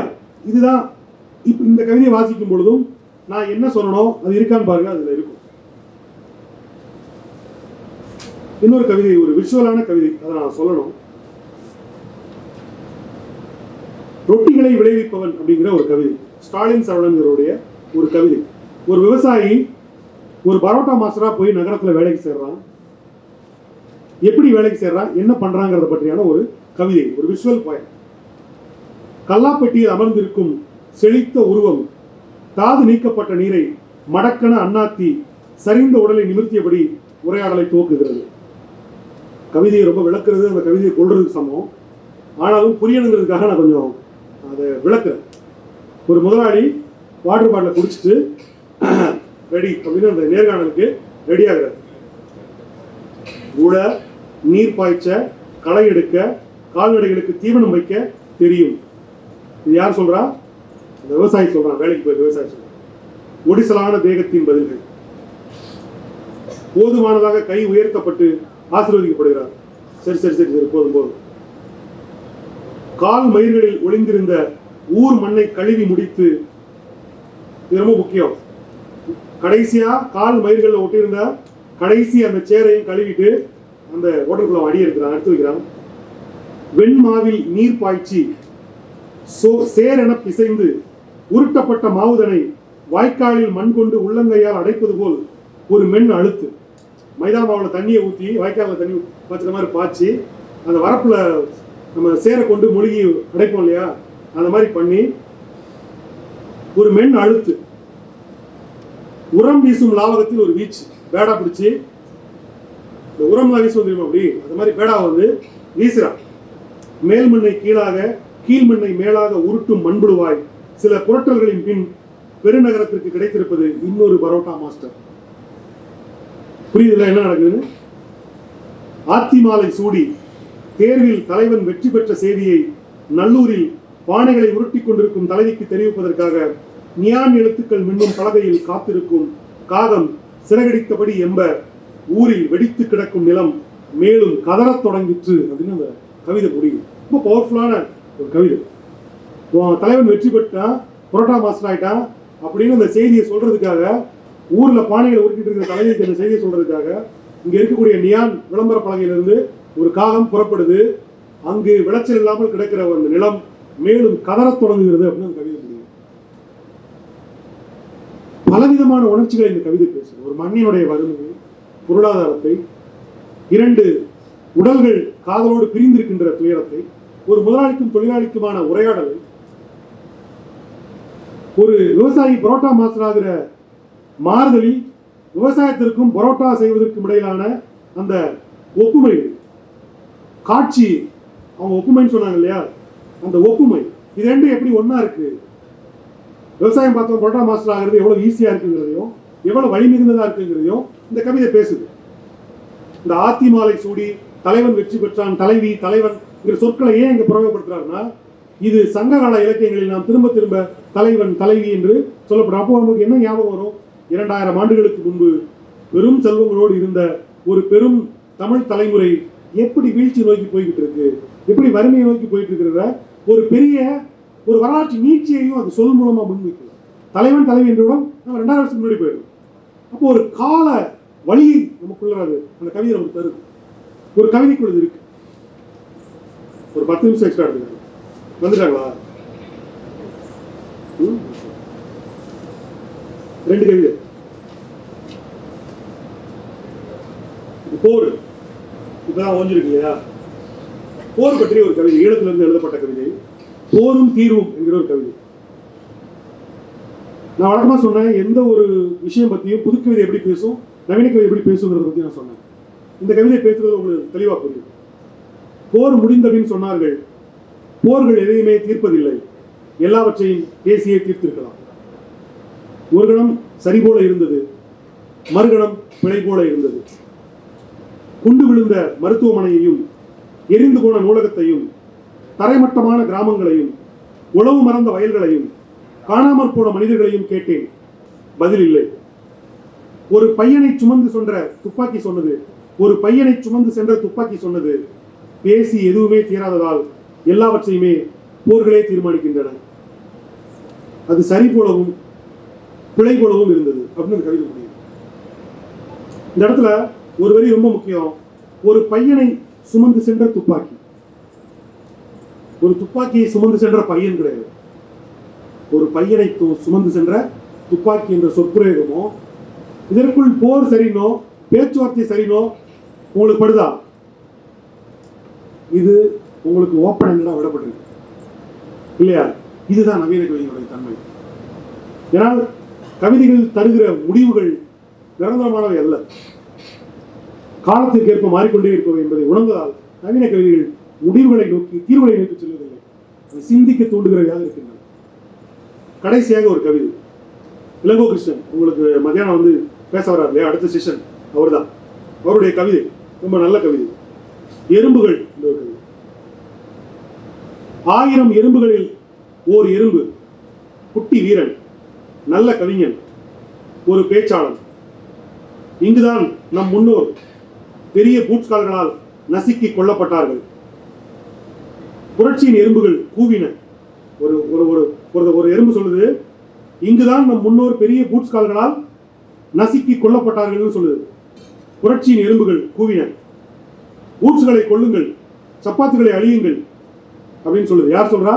புரட்சியின் எறும்புகள் சொல்லுது, பூட்ஸ்களை கொள்ளுங்கள், சப்பாத்துகளை அழியுங்கள். சந்தேகத்தின் எறும்புகள் சொல்றதுன ஆர்ப்பரித்தன. எப்படி? என்ன ஆதாரம்? என்ன ஆதாரம்? இது வரலாறா கற்பனையா? இல்லையா? என்ன ஆதாரம்னு கேக்குது சந்தேகத்தினுடைய எறும்புகள். இது வரலாறா கற்பனையா? நடுநிலை எறும்புகள் கேட்குது, வம்பளத்தன. பூட்ஸ்களின் வழி அது, பூட்ஸ்களின் வழி அது, எறும்புக்கோ வாழ்வது. அவநம்பிக்கையின் எறும்புகள் முணுமுணுத்தன. அதாவது முதல் எறும்பு சொல்லுது, நம் முன்னோர் பெரிய பூட்ஸ்களால் நசுக்கி கொல்லப்பட்டாங்கன்னு சொல்லுது. புரட்சி எறும்புகள் சொல்லுது, பூட்ஸ்களை கொள்ளுங்க, செருப்பெல்லாம் அழியுங்கன்னு சொல்லுது. சந்தேகத்தின் எறும்புகள் கேட்குது, என்ன ஆதாரம்னு கேட்குது. நடுநிலை எறும்புகள் சொல்லுது, இது வரலாறா கற்பனையான்னு சொல்லுது. பூட்ஸ்களினுடைய வழி அது, நமக்கு வாழ்க்கை இது அப்படின்னு சொல்றது யாரு? அவநம்பிக்கையின் எறும்புகள் அப்படி முணுமுணுக்குது. பூட்ஸுகள் வலிமையானவை, சப்பாத்துகள் உறுதியானவை. நடைமுறையின் எறும்புகள் சொல்லுது, இதை ஒன்றும் பண்ண முடியாதுப்பா, பூட்ஸுகள் தான் வலிமையானவை. இது நடைமுறை எறும்புகள் சொல்லுது. போய் வேறு வேலைகளை பாருங்கள், இன்றின் சர்க்கரை கட்டிகளாவது மிஞ்சும். இது அன்றாடத்தின் எறும்புகள். போய் வேலையை பாருங்க, பூட்ஸ் நசுக்கிச்சு அது நசுக்கிச்சு ஏதாவது பேசிட்டு இருக்காங்க. இன்னைக்கு ஏதாவது கிடைக்கா சர்க்கரை டப்பாவில், ஏதாவது வீட்டில் அஞ்சரை பிள்ளைகளுடைய சர்க்கரையை போய் தேடுற வேலையை பாருங்கன்னு அன்றாடத்தின் எறும்புகள் ஊர்ந்து கொண்டிருக்கின்றன. இந்த அன்றாடத்தின் எறும்புகள் ஊர்ந்துட்டு இருக்குங்க இல்லையா? எங்க ஊர்ந்துட்டு இருக்குன்னு சொன்னார் கவிஞர். முதல் வரியிலிருந்து கடைசி வரைக்கும், கடைசி வரியிலிருந்து முதல் வரைக்கும் இந்த எறும்புகள் ஊர்ந்து கொண்டிருக்கின்றன அப்படின்னு சொன்னார். பூட்ஸ்கால்களால் நசுக்கப்பட்டன, நசுக்கப்பட்டோம் நாம் அப்படின்னு ஒரு எறும்பு சொல்லும்போது, ஒன்று பூட்ஸை ஒழிக்கணும்னு சொல்லுது, இன்னொன்று என்ன ஆதாரம்னு கேட்குது, இன்னொன்று பூட்ஸ் பலமானது, இது வந்து நம்ம வந்து வாழ்க்கை தான் அப்படின்னு ஒன்று புலம்புது, இன்னொன்று வேற வேலையை பாருங்கப்பான்னு சொல்லுது. இதெல்லாம் கடைசி அன்றாடத்தின் எறும்பு என்ன சொல்லுது? போய் சர்க்கரை கட்டிக்கலையா போய் தேடுங்க போங்க அப்படின்னு சொல்லுது. ஆனால் அந்த எறும்புகள்லாம் ஊர்ந்து கொண்டிருக்கின்றன. இதில் இந்த கவியின் முதல் வரைக்கும் கடைசி வரைக்கும், கடைசியிலிருந்து முதல் வரைக்கும் மாறி மாறி ஊந்துட்டு இருக்கு அப்படின்னு. ஸோ இந்த இதுக்குள்ள ஒரு தவிர்க்க முடியாத அரசியலும் ஒரு அன்றாடமும் இருந்துட்டு இல்லையா? ஸோ இந்த நான் வாசித்த எந்த கவிதையிலுமே கருத்து இருக்கு, கற்பனை இருக்கு, உணர்ச்சி இருக்கு, அனுபவம் இருக்கு, கேள்விகள் இருக்கு, எல்லாமே இருக்கு. நீங்க இவ்வளவு நம்ம பேச முடியாது கவிதைக்குள்ள எல்லாம் இருக்கணும்னு, அது எல்லாமே இருக்கு. ஆனா அது எப்படி இருக்கு என்பதுதான் நவீன கவிதையினுடைய தன்மை. இப்போ கடைசியாக ஒரு முக்கியமான விஷயத்தை நான் சொல்லிட்டு மட்டும் நான் முடிச்சுக்கிறேன்.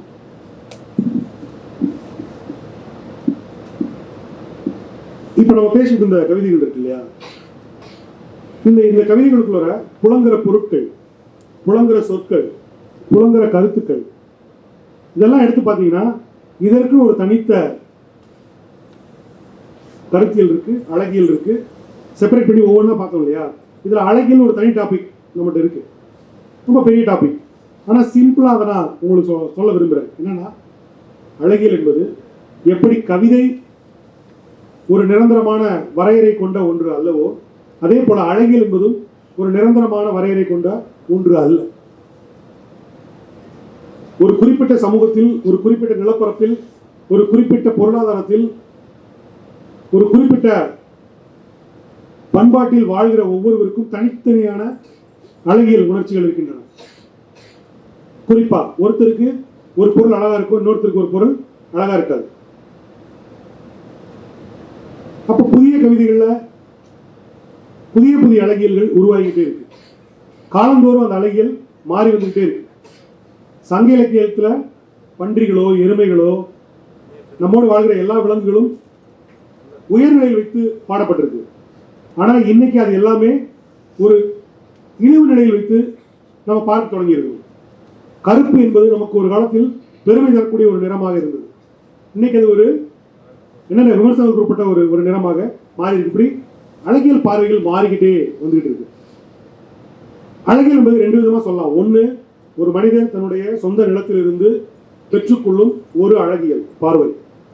இன்னொன்று, ஊடகங்கள் வாயிலாக, சமூகம் வாயிலாக, நாம் அடைகின்ற கலைகளின் வாயிலாக நமக்கு ஒரு அழகியல் நமக்கு தரப்படுது. அதை நம்ம அழகில் நம்ப ஆரம்பிக்கிறோம். ஆனா உங்களுடைய சுய அழகியல் பார்வையும் இந்த சமூகம் தருகிற அழகியல் பார்வையும் இணைத்துக் கொண்டு நீங்கள் உங்களுக்குள்ளிருந்து உருவாக்கி கொள்கிற ஒரு புதிய அழகியல் இருக்குல்ல, அதுதான் உங்களுடைய அழகியலாக இருக்க முடியும்.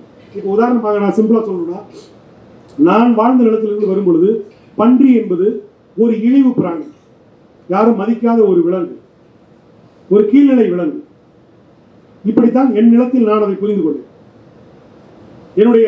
எனக்கு கற்பிக்கப்பட்ட சினிமாக்கள், ஊடகங்கள் எல்லாத்திலுமே அதுதான் இருந்தது.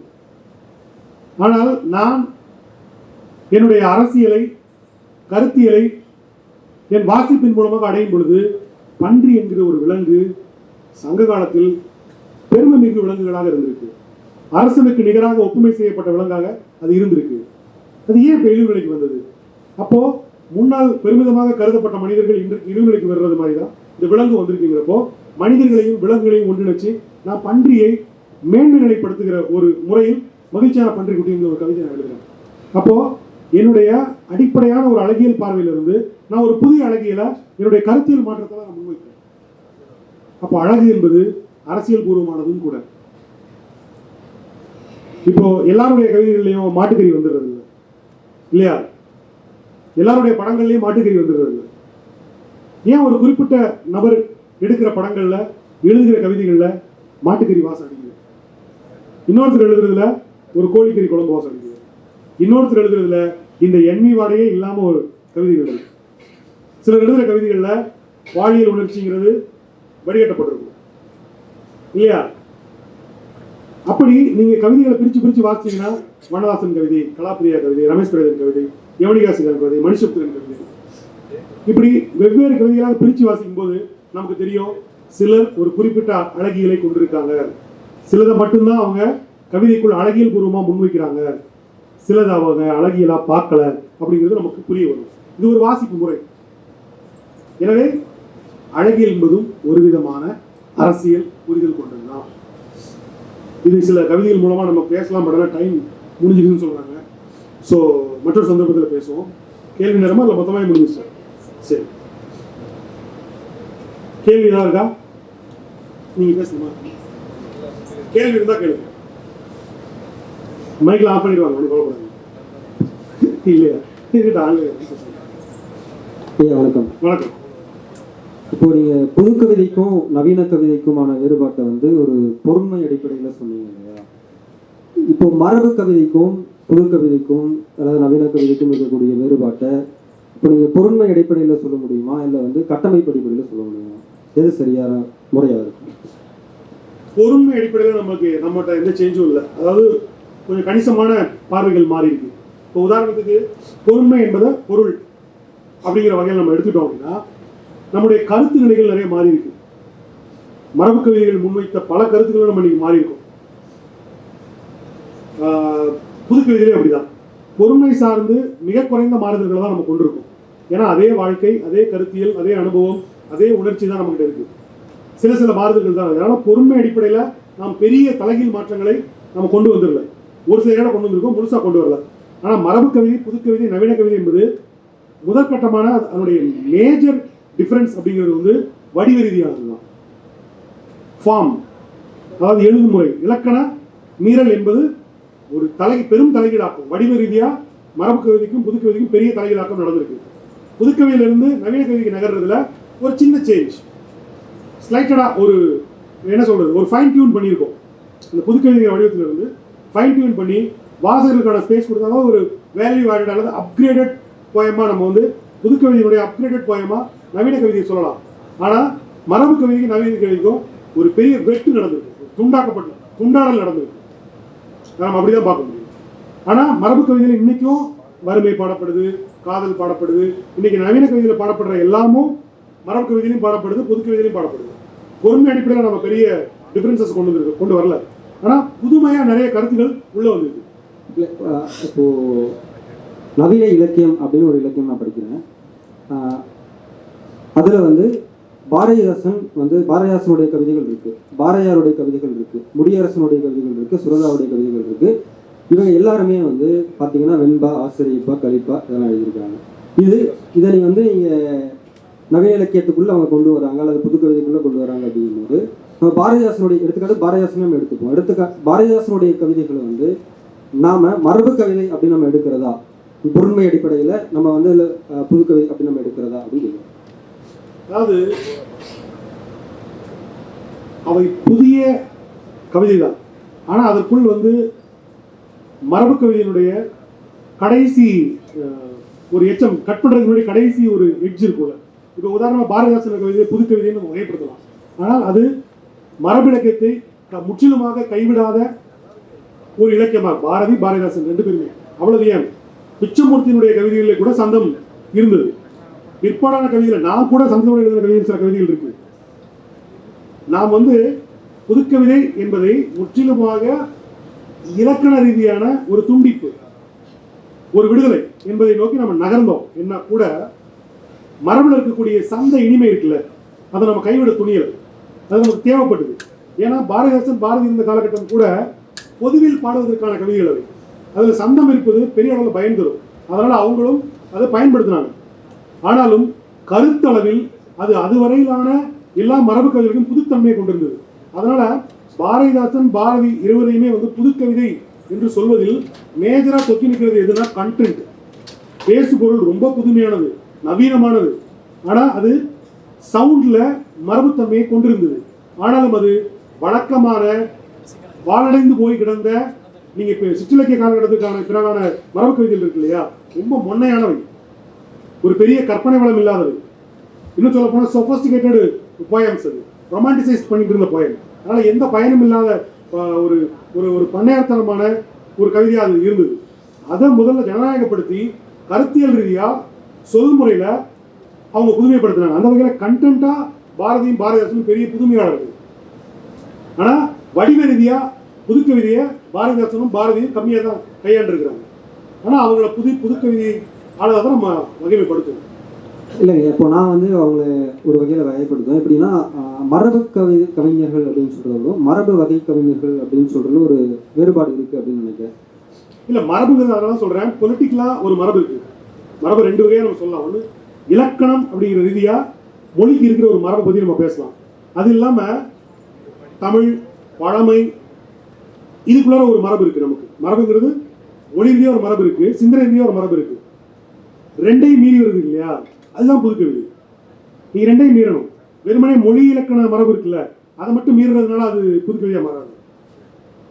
சிந்தனை ரீதியாகவும் இருக்கக்கூடிய மரபு இருக்கு இல்லையா, அதையும் மீறணும், அதுதான் புதுக்கவிதையா மாறும். மரபு கவிதை புதுக்கவிதை இருக்குல்ல, ஒரு புதுக்கவிதைக்குள்ள பழமையான ஒரு அரசியல் பேசப்படுதுன்னு வைங்க, அது புதுக்கவிதையா இருக்காது, அது மரபு கவிதை. எந்த வகையில கண்டென்ட் அது மரபு கவிதை, புரியுங்களா? ரெண்டு இருக்கு மரபுல. ஒன்று வடிவம், இலக்கண ரீதியாக உருவாக்கப்படுகிற கவிதைங்கிற ஒரு வடிவத்துக்கு ஒரு மரபு இருக்கு. திரும்ப திரும்ப பேசி பேசி ஒரு ஒரு பழைய அரசியல் கருத்தியல் மரபு இருக்குல்ல, அந்த மரபு இருக்கு. இந்த ரெண்டு மரபையும் மீறும்போது தான் அது புதுக்கவிதை. இப்போ ஒருவேளை வந்து இலக்கணம் இல்லாம, இலக்கண முறைகள் இல்லாம ஒரு பிற்போக்குத்தனமான ஒரு கருத்தை கொண்ட ஒரு கவிதையை நீங்க புது கவிதைன்னு சொல்லுவீங்களா, வேற எப்படி சொல்லுவீங்க? என்னன்னா இப்ப மரபு கவிதைங்கிற ஒரு சொல்ல நம்ம இலக்கணத்துக்கு மட்டுமே பழகிட்டோம். அதனால இப்போ ஒரு நவீன கவிதைக்கு ஒரு பழமையான கருத்தை கொண்ட கவிதை இருந்துச்சுன்னா அது மோசமான கவிதை, பிற்போக்கு கவிதை அப்படின்னு நம்ம வகைப்படுத்தலாம். அப்படிதான் சொல்ல முடியுமே தவிர அதை மரபு கவிதைன்னு சொன்னா பொருள் குழப்பம், நம்ம டெய்லி டைலாக்டிக்ஸ்ல வந்து அது குழப்பத்தை ஏற்படுத்தும். நம்ம மரபு கவிதைங்கிறத வெறுமனே கருத்தியல் மரபு கவிதை மட்டும் நம்ம பேசல. நம்ம பெரும்பாலும் நமக்கு எல்லாருக்கும் ஒரு புரிதல் இருக்கு. மரபு கவிதைனா அது மொழி ரீதியான இலக்கண மரபு கவிதைக்கு மட்டுமே இந்த சொல்ல புழங்கி இருக்கும். திடீர்னு கருத்தியல் ரீதியான பழமையான கவிதைக்கு அதை பயன்படுத்த ஆரம்பிச்சோம்னா குழப்பம் ஆகும். அதனால அது மோசமான கவிதை அல்லது ஒரு பழமை வாய்ந்த கவிதை, பிற்போக்கு கவிதைனா அது சொல்லலாம்.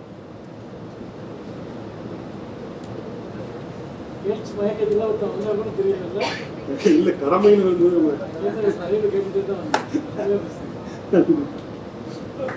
சார் இன்னைக்கு தேதிக்கு வந்து அமிர்தசாகர் எழுதின யாப்பிலக்கணம் அப்புறம் தொல்காப்பியம் இது ரெண்டும் வந்து ஒரு கவிஞருக்கு எந்த அளவுக்கு செல்ஃபுல்லாக இருக்கும். ஏன்னா இப்போ பாரதியார் வந்து இலக்கணத்தை மீறினார்னா அவருக்கு இலக்கணம் தெரியும். அவர் இலக்கணம் தெரியாமல் இருந்தார் சார், தெரிஞ்சுதான் மீறினாரு. ஆனால் இன்னைக்கு எழுதுகிற கவிஞர்கள் எல்லாரும் இலக்கணம் தெரியாமல் மீறாங்க, இல்லை தெரிஞ்சு மீறாங்க சார். ரெண்டு விஷயம் இருக்குன்னா, தொல்காப்பியத்தை முறையாக படித்து உள்வாங்கி புரிஞ்சுக்கணும்னா முறையான ஆசிரியர் வேணும், ஒரு பெரிய காலம் வேணும். எனக்கு தெரிஞ்சு ஒரு 5 வருடங்களாவது ஒருத்தர் ஒரு நல்ல ஆசிரியர்கிட்ட இருந்தால் தான் தொல்காப்பியத்தை முழுசாக விளங்கி அதில் திளைக்க முடியும். அதற்கான சொஃபஸ்டிகேட்டடான டைம், பொருளாதாரம் இதெல்லாம் ஒருத்தருக்கு இருக்காங்கிறது தெரியாது. நம்ம அதனால தான் சொல்கிறோம், முறையாக இலக்கணம் கற்று பண்டிதத்தன்மையோடு இருக்கிறவர்கள் தான் கவிதை எழுதணும் என்கிற ஒரு மேட்டிமைத்தன்மை அல்லது ஒரு சிலருக்கு மட்டுமே வாய்க்கக்கூடிய அந்த வாய்ப்புள்ளவர்கள் மட்டுமே கவிதை எழுதணுங்கிற ஒரு நிலை வந்துவிடக்கூடாது என்பதற்காகத்தான் நாம் இந்த புதுக்கவிதை நவீன கவிதைங்கிற ஒரு ஜனநாயகபூர்வமான இடத்துக்கே வந்திருக்கோம். அதனால இலக்கணம் கற்றுக்கிற அப்படிலாம் ஒன்றுமே கிடையாது, அப்படிலாம் ஒன்றுமே கிடையாது. நீங்கள் எழுத போகிறது மரபு கவிதையாக இருந்தால் அது கண்டிப்பாக தேவை. நீங்கள் எழுத போகிறது புதுக்கவிதையாக நவீன கவிதையாக இருக்கிறப்போ இந்த இலக்கணங்கள் தேவைப்படுது. ஆனால் அடிப்படையில் எழுத்து பிழை இல்லாமல், ஒருமைப்பன்மை இல்லாமல் எழுதப்படணும். அது ரொம்ப அடிப்படையான தேவை. அதுக்காக வந்து சுதந்திரம், மீறல், விடுதலைங்கிற பேரில் சோம்பேறித்தனத்தை நம்ம ஊக்குவிக்க முடியாது. முறையாக மொழியை எழுத்துப்பிழை இல்லாமல், ஒற்றுப்பிழை இல்லாமல், ஒருமைப்பன்மை பிழை இல்லாமல், மயக்கம் இல்லாமல் எழுத தெரியும். அது அடிப்படை. அதற்காக இலக்கணம் பண்டிதத்தனமாக கவிதை எழுதணும்னா அவசியமே இல்லை சார். இன்னைக்கு அதிகமாக எழுதப்படுற கவிதை வகை என்ன சார்? மரபு கவிதையா அல்லது புது கவிதை, நவீன கவிதை? இன்னைக்கு அதிகமாக எழுதப்படக்கூடிய கவிதை என்பது வந்து நவீன கவிதை, புது கவிதை ரெண்டும் தான். ஆனால் இதனுடைய கோடே வந்து கொஞ்சம் கொஞ்சமாக வந்து அழிஞ்சிக்கிட்டு வருது. நவீன கவிதை கொஞ்சம் புது கவிதை மாதிரி இருக்கு, புது கவிதைகள் கொஞ்சம் நவீன கவிதை மாதிரி இருக்கு. அதெல்லாம் கொஞ்சம் சிக்கலான இதுதான். இப்போ நீங்கள் கலாப்ரியாவோட கவிதைகளும் சில வண்ணாசனுடைய கவிதைகள் எடுத்துக்கிட்டீங்கன்னா அது புது கவிதை மாதிரி இருக்கும், நவீன கவிதை மாதிரியும் இருக்கும். நான் புது கவிதையிலேருந்து நவீன கவிதை வர விரும்புகிறவர்களுக்கு நான் எப்பவுமே வண்ணாசனி, கலாப்ரியாவை சஜஸ்ட் பண்ணுவேன். ஸோ இன்றைக்கு அதிகமாக எழுதப்படக்கூடியது இதுதான். மாணவர்களாக இருக்கக்கூடியவங்க, கல்லூரியில் தமிழ் பயில்றவங்க, இன்னும் சொல்லப்போனால் புலம்பெயர் மலேசியா, சிங்கப்பூர், கனடா, வட அமெரிக்கா போன்ற நாடுகளில் வாழக்கூடியவங்க அதிகமாக மரபு கவிதைகள் எழுதுறாங்க. அவர்களுடைய நம்பிக்கை என்னன்னா, அவர்கள் புலம்பெயர்ந்து வாழ்கிற தேசத்தில் மொழி பிரதிநிதித்துவம் இல்லாததுனால, அங்கே மொழி சிறுபான்மையாக இருக்கிறதுனால மொழியை காப்பாற்றியே ஆகணும், நம்முடைய அடுத்த தலைமுறை கொண்டு போய் ஆகணும். இன்னொன்று, நம்முடைய ஒழுக்கங்களும் விழுமியங்களும் பண்பாடும் நம்முடைய அறம் சார்ந்த நம்பிக்கைகளும் நம்ம மொழியில தான் இருக்கு அப்படின்னு கருதுறதுனால அவங்க மரபு கவிதைகளை அதிகமாக முன்னெடுக்கிறாங்க. இன்னொன்று, அங்கே நவீன கவிதை, புது கவிதை வரக்கூடிய கண்டென்ட் அதிர்ச்சி விடக்கூடியதாக இருக்குது. ஏன்னா ஏற்கனவே அவங்க வந்து மலேசியா, சிங்கப்பூர், அமெரிக்கா போன்ற நாடுகளில் கல்ச்சராக அது வேற மாதிரி டெவலப் ஆயிருக்கு. அதையே அடாப்ட் பண்ணிக்க முடியாத நம்முடைய தமிழ் சமூகத்தில் திடீர்னு நவீன கவிதையுடைய கண்டென்ட்டாக நம்ம பயப்படுறாங்க. திடீர்னு ஐயோ இதெல்லாம் கவிதைக்குள்ளே பேசலாமா, இதெல்லாம் படித்தா என் பொண்ணு என்னவா, இதெல்லாம் படித்தா என் பையன் என்னவாங்கிற ஒரு பதட்டம் வருது. நம்ம புரிஞ்சுக்க முடியுது. ஏன்னா அது ஒரு ஒரு ஒரு இரு பண்பாட்டில் வாழ்கிற ஒரு ஒரு தடுமாற்றம், சிக்கல். ஒரு அமெரிக்காவில் ஒரு தமிழருக்கு பிறக்கிற ஒரு குழந்தை அது அமெரிக்க குழந்தையா வளரணுமா, தமிழ் குழந்தையா வளரணுமாங்கிற சிக்கல் இருக்கு. புறம் முழுக்க அமெரிக்காவாக இருக்கு, அதனுடைய பண்பாடு எல்லாமே வேற ஒன்றா இருக்கு. அப்போ அந்த குழந்தைக்கு அமெரிக்க வாழ்க்கை முறை நாட்டம் இருக்கும், ஆனால் வீட்டில் தமிழ் பண்பாடு என்கிற ஒன்று வைக்கப்படும். இந்த இரட்டை வாழ்வுங்கிறது ரொம்ப சிக்கலான ஒன்று. இதனால இந்த ஒரு முக்கியமான ஒரு சிக்கல்ல தான் அவங்க மரபு கவிதைகள் அதிகமாக முன்னெடுக்கிறாங்க. தமிழ்ல இன்னைக்கு தமிழ்நாட்டில் எடுத்துக்கிட்டீங்கன்னா மரபு கவிதைகள் ரொம்ப கம்மி சார். ஒரு பொருளாதாரத்துல வாழ்க்கையில வந்து சரியா ஓட்டுறதுக்கு கவிஞராக மட்டும் நீ போதுங்க சார். ஏன்னா எழுத்தாளர் எஸ் ராமகிருஷ்ணனாலே வந்து ஓட்ட முடியல அப்படிங்கிற மாதிரி சொல்லியிருக்காரு சார். எழுத்தாளர் எஸ் ராமகிருஷ்ணனாலே ஓட்ட முடியல, பொருளாதார ரீதியாக அவரது வாழ்க்கை சரியா ஓட்ட முடியல அப்படிங்கிற மாதிரி. இன்னைக்கு மனுஷபுத்திரன் என்கிற ஒரு கவிஞர் வெறுமனே கவிதை, தமிழ், மொழி, எழுத்து என்கிற ஒன்றை மட்டுமே நம்பி இன்றைக்கு இவ்வளவு பெரிய ஸ்டாரா இன்னைக்கு தமிழ்ல வந்து உட்கார்ந்துருக்காரு. 10,000 கவிதைகளுக்கு மேல எழுதியிருக்கிறாரு. அப்படி வாழ முடியும்னு அவர் மனுஷபுத்திரன் அவர்கள் தெரிவிச்சிருக்காரு.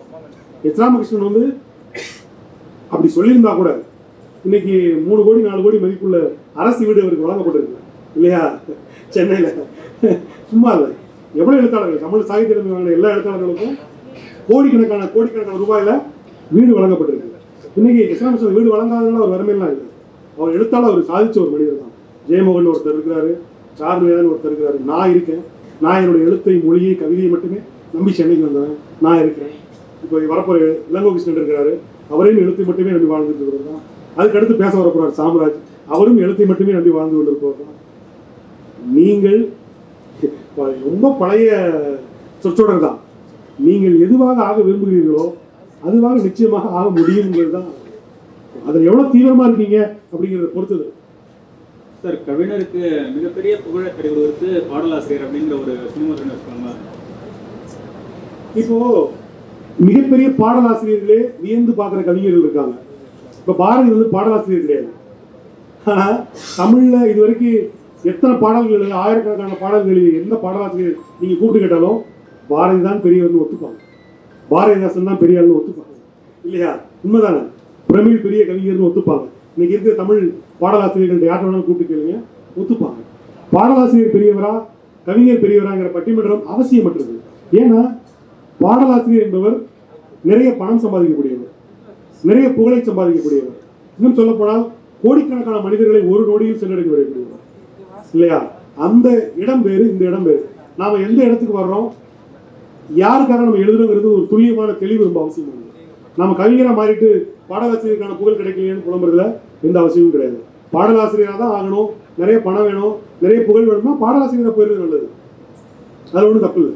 Thank you sir. ஐயா வணக்கம். வணக்கம். கேள்வியே மறந்துடு. கேள்வி மறந்துட்டீங்களா? சொல்லுங்க ஐயா. ஒரு இடத்துல நீங்க பேசும்பொழுது ஒரு சொன்னீங்க, முன்னாடி யாரோ கேட்டுருந்தாங்க, கற்பனைனா பொய் தான் கற்பனை, பொய் தான் கற்பனை அப்படின்னு சொல்லியிருக்கீங்க. ஆனா பொய் வேற கற்பனை வேற அப்படின்றது இப்போ வந்து நேற்று வந்து ஒருத்தர் பேசினாரு. பொய்யே கற்பனை ஆகாது, ஆனா பொய் சொல்றது கொஞ்சம் கற்பனை தேவை. இல்ல எல்லா பொய்யும் கற்பனை ஆகாது. நீங்க என்ன சொன்னீங்கன்னா பொய் தான் கற்பனை அப்படின்ற மாதிரி இறுதி தீர்ப்பு அல்ல. இல்ல அந்த நீங்க கமல் சொல்ற மாதிரி குறுப்படம் போடுங்க, நீங்க சொன்னீங்களா இல்லையா? நான் நிச்சயமா சொன்னேன். பொய் கவிதைக்குள்ள என்னெல்லாம் இருக்குன்னு சொல்லும்போது நீங்க பொய் அப்படின்னு யாரோ சொல்லும்போது நான் சொன்னேன் பொய் கற்பனை எல்லாம் ஒண்ணுதான் அப்படின்னு சொன்னேன். அதான் சொல்றீங்க. பொய் வேற கற்பனை வேற. இப்போ வந்து நேற்று ஒருத்தர் பேசும்பொழுது இந்த இட்லியை உடைச்சா அதுக்குள்ள இருந்து கறி வரும் அப்படின்னு சொல்லியிருந்தாங்க. அது பொய், சரி இருக்கட்டும். ஆனா கற்பனை அப்படின்றது இது வேற இருக்கும்ல. சரி, இப்ப சிம்பிளா சொல்றேன். அது சொன்னவர் யாரு? இல்ல, இட்லிக்குள்ள கறி இருக்குன்னு சொன்னவர் யாரு? இல்ல, அவர் அந்த செய்தியை சொல்லியிருப்பாரு. இட்லியை உடைச்சு பார்க்கும்போது உள்ள கறி இருந்துன்னு சொல்றது யாரு? அது நான் சொல்லிட்டேன். யாரோ ஓகே. இல்ல, இட்லிக்குள்ள நான் உடைச்சு பார்க்கும்போது கறி இருந்தது. இல்ல அதான் நான் சொல்லிட்டேன். நானே நீங்க பொய் தான் கற்பனைன்னு சொல்லிட்டீங்க, சரியா? சரி, இப்ப நான் சொல்றேன். ஆனா இட்லியை உடைச்சா கறி வருதுன்னு பொய் நான் சொல்லிட்டேன், ஓகேவா? ஓகே, இப்ப நான் பதில் சொல்லவா? நான் கற்பனை கேக்குறேன். பதில் சொல்லவா? இட்லிக்குள்ள கறி இருந்தது ஒரு பொய் அவர் சொல்லிட்டாரு. இல்ல நீங்க கவிதை மூலமா அதை தெளிவுபடுத்துங்க. அதான் சொல்றேன்ப்பா, இட்லிக்குள்ள கறி இருந்ததுன்னு சொல்லிட்டாரு, அதான் நீங்க பொய்ன்னு சொல்றீங்க. அது உண்மையா பொய்யாங்கிறது அப்படி ஒன்று இருந்தால் தான் தெரியும், விட்டுருங்க, அது பொய் அப்படின்னு உங்க கருத்து. இப்போ நான் என்ன சொல்ல வரேன்னா, இட்லிக்குள்ள கறியை வைக்க முடியும்னு ஒருத்தர் கற்பனை பண்ணாங்கல்ல, அது என்ன தப்பு இருக்கு? நல்லா தானே இருக்கு. இட்லியை உடைச்சா உள்ள கறி இருக்கு, வெந்த கறி. கவிதையின் மூலமாவே தான் பதில் சொல்லுவோம். ஆமா, அதுல வந்து இந்த நத்தை நடந்து போறது, அதுல ஒரு இடத்துல கற்பனை வருதுன்றீங்க, அந்த இடத்த கொஞ்சம் தெளிவுபடுத்துங்க. நத்தை நான் ரொம்ப மெதுவா போகணும், என்னை அவசரப்படுத்தாதீங்க, எனக்கு பூக்கள் எல்லாம் ரசிக்கணும், புள்ளின் ஒவ்வொரு இதழையும் பார்க்கணும், அதனால் என்னை அவசரப்படுத்தாதீங்க, என் இயல்பு இதுதான், என்னை மெல்ல போவிடுங்க, எனக்கு ஒரு நாள் முழுக்க எனக்கு இருக்கு, என்னை விட்டுருங்கன்னு சொல்லுது இல்லையா? நத்தை எங்கேயா சொல்லிச்சா? எங்கேயா சொல்லியிருக்கா? இல்லை இல்லையா? நத்தை அப்படி சொன்னதாக ஒருத்தன் கற்பனை பண்ணி சொல்றான், ஓகேவா? ஏன் கற்பனை பண்ணி சொல்றான்? அது அவனுடைய கருத்து தான். ஆனா நத்த மேல ஏற்றி சொல்றான். ஏன்? நத்த மெதுவா போகும், நத்த மேல ஏற்றி சொன்னா நல்லா இருக்கும். ஒரு மனுஷன் வந்து, டேய் என்னை விடுங்கடா, எனக்கு வந்து ஓய்வு வேணும், என்னை ரொம்ப அவசரப்படுத்தாங்கடா, நான் மெதுவா போறேன், மவுண்ட் ரோட்ல அழகழகான விஷயங்கள்லாம் இருக்கு, நான் பார்த்துட்டு போறேன், மெதுவா போறேன், என்னை விடுங்கடான்னு சொன்னா நல்லா இருக்குமா? நல்லா இல்லை. ஆனா ஒரு நத்தையின் மீது, அதாவது கவிதை புனைவுனா என்னமா? வரல தற்குறி பேற்றுதல் கேள்விப்பட்டிருக்கீங்க? தற்குறி பேற்றுதல் நீங்க அந்த ஒரு ஓமை மட்டும் நோட்ஸ்ல புக்ல கொடுத்தனால அந்த ஒரு ஓமை வச்சுட்டு இருக்கீங்க. சரி, தற்குறி பேற்று நீங்க வேற ஒன்று சொல்லுங்க. தற்குறி பேற்று நீங்க வேற ஒரு உதாரணம் சொல்லுங்க. இப்போ ஏதோ ஒரு இலை வந்து அது மரத்துல இருந்து இயல்பா கீழே விழுந்து போகுது, ஆனா அது வந்து ஒரு எறும்பு வந்து தண்ணிக்குள்ள விழுந்து கிடக்குல, அந்த எறும்பை காப்பாத்துறதுக்கு தான் அந்த இலை வந்து போற மாதிரி நான் அப்படியே முடிவு பண்ணிக்கிறேன். அது பொய்யா கற்பனையா? அது நம்ம அது கற்பனையா வச்சுக்கலாம். அந்த இலை அப்படியே போகுது. அது ஏன் பொய் தானே? அது அந்த எறும்பு இலை தானா விழுந்துச்சு, அது பொய். நீ எறும்புக்காக போனது பொய் தானே, அது எப்படி கற்பனை ஆகும்? எல்லா கற்பனையும் இப்ப நான் சிம்பிளா சொல்றேன், கொடி வந்து தானா தானே அடிச்சு, அது கோவலனை வாரா என மறித்து கை காட்டின்னு அதை அடிச்சா? இல்ல அப்போ இளங்கோ சொன்னது பொய் தானே, இளங்கோடி சொன்னது சிலப்பதிகாரமே பொய் தானே? பொய்யை நம்ம எல்லாம் முடிவுக்கு வந்துட முடியாது. இருக்குல்ல எல்லாத்தையும் பொய்ன்னு சொல்ல முடியாதுல்ல. அழகா இருந்தாலும் ஏத்துக்கலாம்ல. அதுக்காக எல்லா பொய்யும் நம்ம கற்பனையும் சொல்ல முடியாதுல்ல. ஆமா, நீங்க வீட்டுல ஒரு சொல்ற பொய்யெல்லாம் நான் கற்பனை ஏத்துக்க முடியாது. ஆனா நான் சொல்றேன், இப்ப நீங்க வீட்டுல ஒரு பொய் சொல்றீங்க உங்க அம்மாட்ட, இன்னைக்கு காலேஜ் போல ஃப்ரெண்டு கூட நீங்க படத்துக்கு போயிட்டீங்க. ஆனா வீட்டுல போய் நான் காலேஜுக்கு தான் போனேன் அப்படின்னு சொல்லி சொல்றீங்க. சரி, இருங்க காலேஜ் தான் போறேன்னு சொல்றீங்க. இப்போ உங்க அம்மாட்ட சொல்றதுக்கு முன்னாடி மனதளவு நீங்க தயாராவீங்க. அம்மா அப்படி கேட்பாங்க, நம்ம காலேஜுக்கு போயிட்டு அக்கா வீட்டுக்கு போயிட்டு இங்க போயிட்டு இப்படி போனோன்னு ஒரு பொய்க்கு நீங்க தயாராகிறீங்க பாத்தீங்களா? ஒரு கதை சொல்றதுக்கு தயாராகிறீங்க பாத்தீங்களா? ஒரு காட்சியை முதல்ல உருவாக்கிறீங்க பாத்தீங்களா?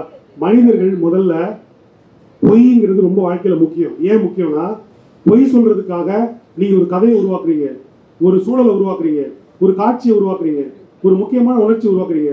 இதெல்லாம் ரெடி பண்ணிட்டு வீட்டுல போய் அம்மாட்ட சொல்லும் போது அந்த பொய்ய உண்மை மாதிரியே சொல்றதுக்கு நீங்க பாவனையா தயாராகிறீங்க. உடல் மொழியில, முகத்துல இந்த பொய்யை கச்சிதமா சொல்லி முடிக்கிறது இருக்குல்ல, ஆர்ட். அது நீங்க சொன்னீங்க ஸ்டார்டிங்ல என்னன்னா வியப்பா சொல்லணும் கவிதை அப்படின்னு சொல்லிருந்தீங்க. அப்போ வந்து இப்போ நிலா இருக்கு, எல்லாருமே நிலாவை பத்தி எல்லாரும் எழுதி இருக்கிறாங்க. நிலா வந்து எப்படி தெரியுமா, அப்படி தெரியுமா அப்படின்லாம். இப்போ எடுத்து நிலா பார்த்தோம்னா ஒரு சுத்தி கருப்பா இருக்கும், உள்ள வந்து வெள்ளை கலர்ல இருக்கும். கருப்பு போர்வைக்குள் நிலா தெரிகிறது, அதை பார்க்கையில் அப்படின்ற மாதிரி எழுதும், பேசுறது போது எழுதும். அது எப்படி இருக்குன்னு நமக்கு தெரியல. சரி, கருப்பு போர்வைக்குள் நிலா இருக்கிறது. சரி, ஆனா அதை நம்ம யோசிக்கும் போது ஒரு இடத்துல ஒரு கவிஞர் சொல்லுறான், முகலாயர் வம்சத்தில் மூத்த குடி பெண்மையும் முழுவுருவை முகத்தை மட்டும் காட்டி விட்டு முழுவுருவை சூப்பர், நீ பாக்குறதுக்கு அப்படியே ஒரு முஸ்லீம் பொண்ணு மாதிரியே இருக்குல அப்படின்னு சொல்றது எல்லாருமே சொல்ல ட்ரை பண்ணிருக்காங்க. ஆனா அந்த யூடியூப்ல நீங்க போட்டீங்கன்னா கூட நிலவும் ஒரு பெண் தானே அப்படின்னு ஒரு கவிதையில செந்தமிழாசன் இருக்காரு. இந்த மாதிரி ஒரு அழகியல் இருக்குல்ல. இப்போ நீங்க சொன்னீங்க பாரதியார் வந்து இலக்கணத்தெல்லாம் உதறி தள்ளிட்டு வசனத்துக்குள்ள வந்தாருன்னு. ஆனா அவரு இந்த கற்பனை, சின்ன சின்ன ஊமைகள் இதெல்லாம் விட்டுட்டு உரைநடைக்குள்ள வந்துடுறீங்க. இன்னைக்கு எழுதுறவங்களோட எல்லா கவிதையிலையும் ஓமை இருக்குமா? இப்ப முதல்ல நான் சொன்னேன் இல்லையா, முதல்ல வாசிச்ச நத்தை கவிதை இருக்குல்ல, நத்தை கவிதை என்பதே ஓமை தான். மனிதன் தன்னை நத்தையாக ஓமைப்படுத்துறான். தன்னை நீங்க தற்குறிப்பேற்று சொன்னீங்க இல்லையா, நத்தை தானாதான் ஊர்ந்து போகுது. ஆனா தனக்கு தேவைப்பட்ட எல்லா விஷயத்தையும் நத்தை மீது ஏற்றி நத்தை சொல்வதாக அவன் தற்குறிப்பேற்று தான் கொண்டு வர்றான். புரியுதா? நீங்க தமிழ் கவிதையில படிச்சீங்கன்னா, இப்ப வரப்போற இளங்கோவன் கவிதை படிச்சீங்கன்னா, இவர் கவிதையை படிச்சீங்கன்னா, ஏன் கவிதையை படிச்சீங்கன்னா, எல்லார் கவிதைகளையுமே ஓமை இன்னும் இருக்கு. என்னன்னா ஓமையா இல்லாம அது உருவகமா இருக்கு. இன்னும் அது கொஞ்சம் மேன்மைப்படுத்தப்பட்டு அது படிமமா மாறுது. ஓமை இல்லாத, உருவகம் இல்லாத, படிமம் இல்லாத கவிதைகள்லாம் எதுவுமே இல்லை. இப்ப பூட்ஸ் கவிதையை வாசிச்சேன் இல்லையா, இளங்கோவன் கவிதை, அந்த கவிதையில எறும்பு இருக்கு இல்லையா, இந்த எறும்பு பூட்ஸுங்கிறது என்னோட ஓமை. எறும்பு மனிதனுக்கும் பூட்ஸுங்கிறது அதிகாரத்தினுடைய ஓமை. நான் வாசிச்ச கவிதை எறும்பு பூட்ஸ் கவிதை இருக்கு இல்லையா, யாருக்கெல்லாம் புரிஞ்சது கை தூக்கு.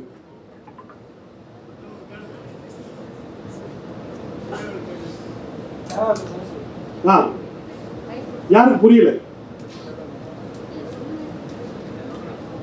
இத்தனை பேருக்கு புரியாதுன்னு அவங்க எப்படி நம்புறாங்கன்னு எனக்கு தெரியல. அதுவே முதல்ல மாதிரியா இருக்கு. ஏன்னா இது இங்க கவிதை பயில்றதுக்காக இவ்வளவு பேர் வந்து உட்காந்துருக்காங்க. அது ஒன்றும் மரபு கவிதை அளவுக்கு அவ்வளவு கடினமான ஒரு கவிதையாகவும் தெரியல. இடையில வந்து ஐயா வந்து திருக்குறளுக்கு உரை எழுதுன அவ்வளவு பேர் மாதிரி அவர் ஊடகம் வந்து உரை வேற கொடுத்துட்டு போனாரு. அப்புறமா அவங்க புரியல அப்படின்னு சொல்றது எனக்கு நான் உங்களுக்கு பதில் சொல்றேன். என்னன்னா சிம்பிள் நான் சொல்றேன். அதிகார வர்க்கத்தை பார்த்து அதுக்கு கீழே இருக்கிறவங்க பேசுற மாதிரி தான் அந்த கவிதை இருக்கு. அன்றாட மக்கள் இப்ப நம்ம வீட்டு பக்கத்துல இருக்க ஒரு மக்கள் வந்து சொல்லுவாங்கல்ல, சரி இதை பத்தி பேசி என்ன ஆக போகுது, வா நம்ம வேலையை பார்ப்போம், நீங்க போய் இன்னைக்கு 100 நாள் வேலையை பார்த்து 100 ரூபாய் காசு வாங்கிட்டு போவோம், எதுக்கு அதை பத்தி பேசிக்கிட்டு அப்படின்னு சொல்றத பத்தி இந்த எறும்பு சொல்லுது. வாங்க நம்ம அன்றாட வேலையை பார்க்கணும் ஒரு எறும்பு சொல்லுது. இன்னொரு எறும்பு சொல்லுது, ஏன் இப்ப நம்ம சீமான் வந்து கறியை வந்து உள்ள இருக்குன்னு சொன்னாரு அப்படின்றத ஐயாவே கொஞ்சம் சொன்னாரு, ஏன் உள்ளார போய் கறியை வைக்க முடியாதா அப்படின்ற மாதிரி. ஒருத்தர் வந்து ஏன் அதை பத்தி நம்ம பேசிக்கிட்டு அதை விட்டுட்டு போவோம், அவன் கறியை வச்சா என்ன வைக்காட்டி என்ன. இன்னொருத்தர் சொல்லுவாரு, ஆமா கறி கண்டிப்பா உள்ள இருக்கு, அவர் ஆதரிக்கிறோம் அப்படி சொல்லுவாங்க. ஒவ்வொருத்தவங்களும் அதிகார வர்க்கத்தை சரி. பார்க்கிற பார்வையே சொல்றாங்க அந்த எறும்பு மூலியமா அப்படின்றது கவிதையில இருக்கு. அது புரியாதா? இல்ல இப்ப பாப்பா உங்க பேர் என்னமா? பூட்ஸுக்கு நான் இப்ப கரியை உண்மைப்படுத்துறாங்க அவ்வளவுதாங்க. இது ஒரு இதுதாங்க. இருக்கு. உங்க பேர் என்னமா? உங்க பேர் மைக் கொடுங்க. உங்களுக்கு செந்தமிழ் பாரதி. செந்தமிழ் பாரதி. பாரதியுடைய எல்லா கவிதைகளும் உங்களுக்கு புரியுமா? எல்லா கவிதையும் புரியணும் இல்லைங்க, படிச்சா புரியும். நான் இப்பதான் ஸ்டார்டிங். இல்ல நான் கேக்குறது பாரதியுடைய புத்தகம் இருக்கு, இந்த கையில இருக்கு.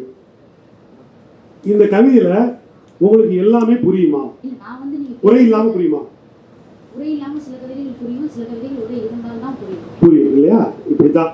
அது மரபு கவிதையா இருக்கலாம், புது கவிதையா இருக்கலாம், நவீன கவிதையா இருக்கலாம்.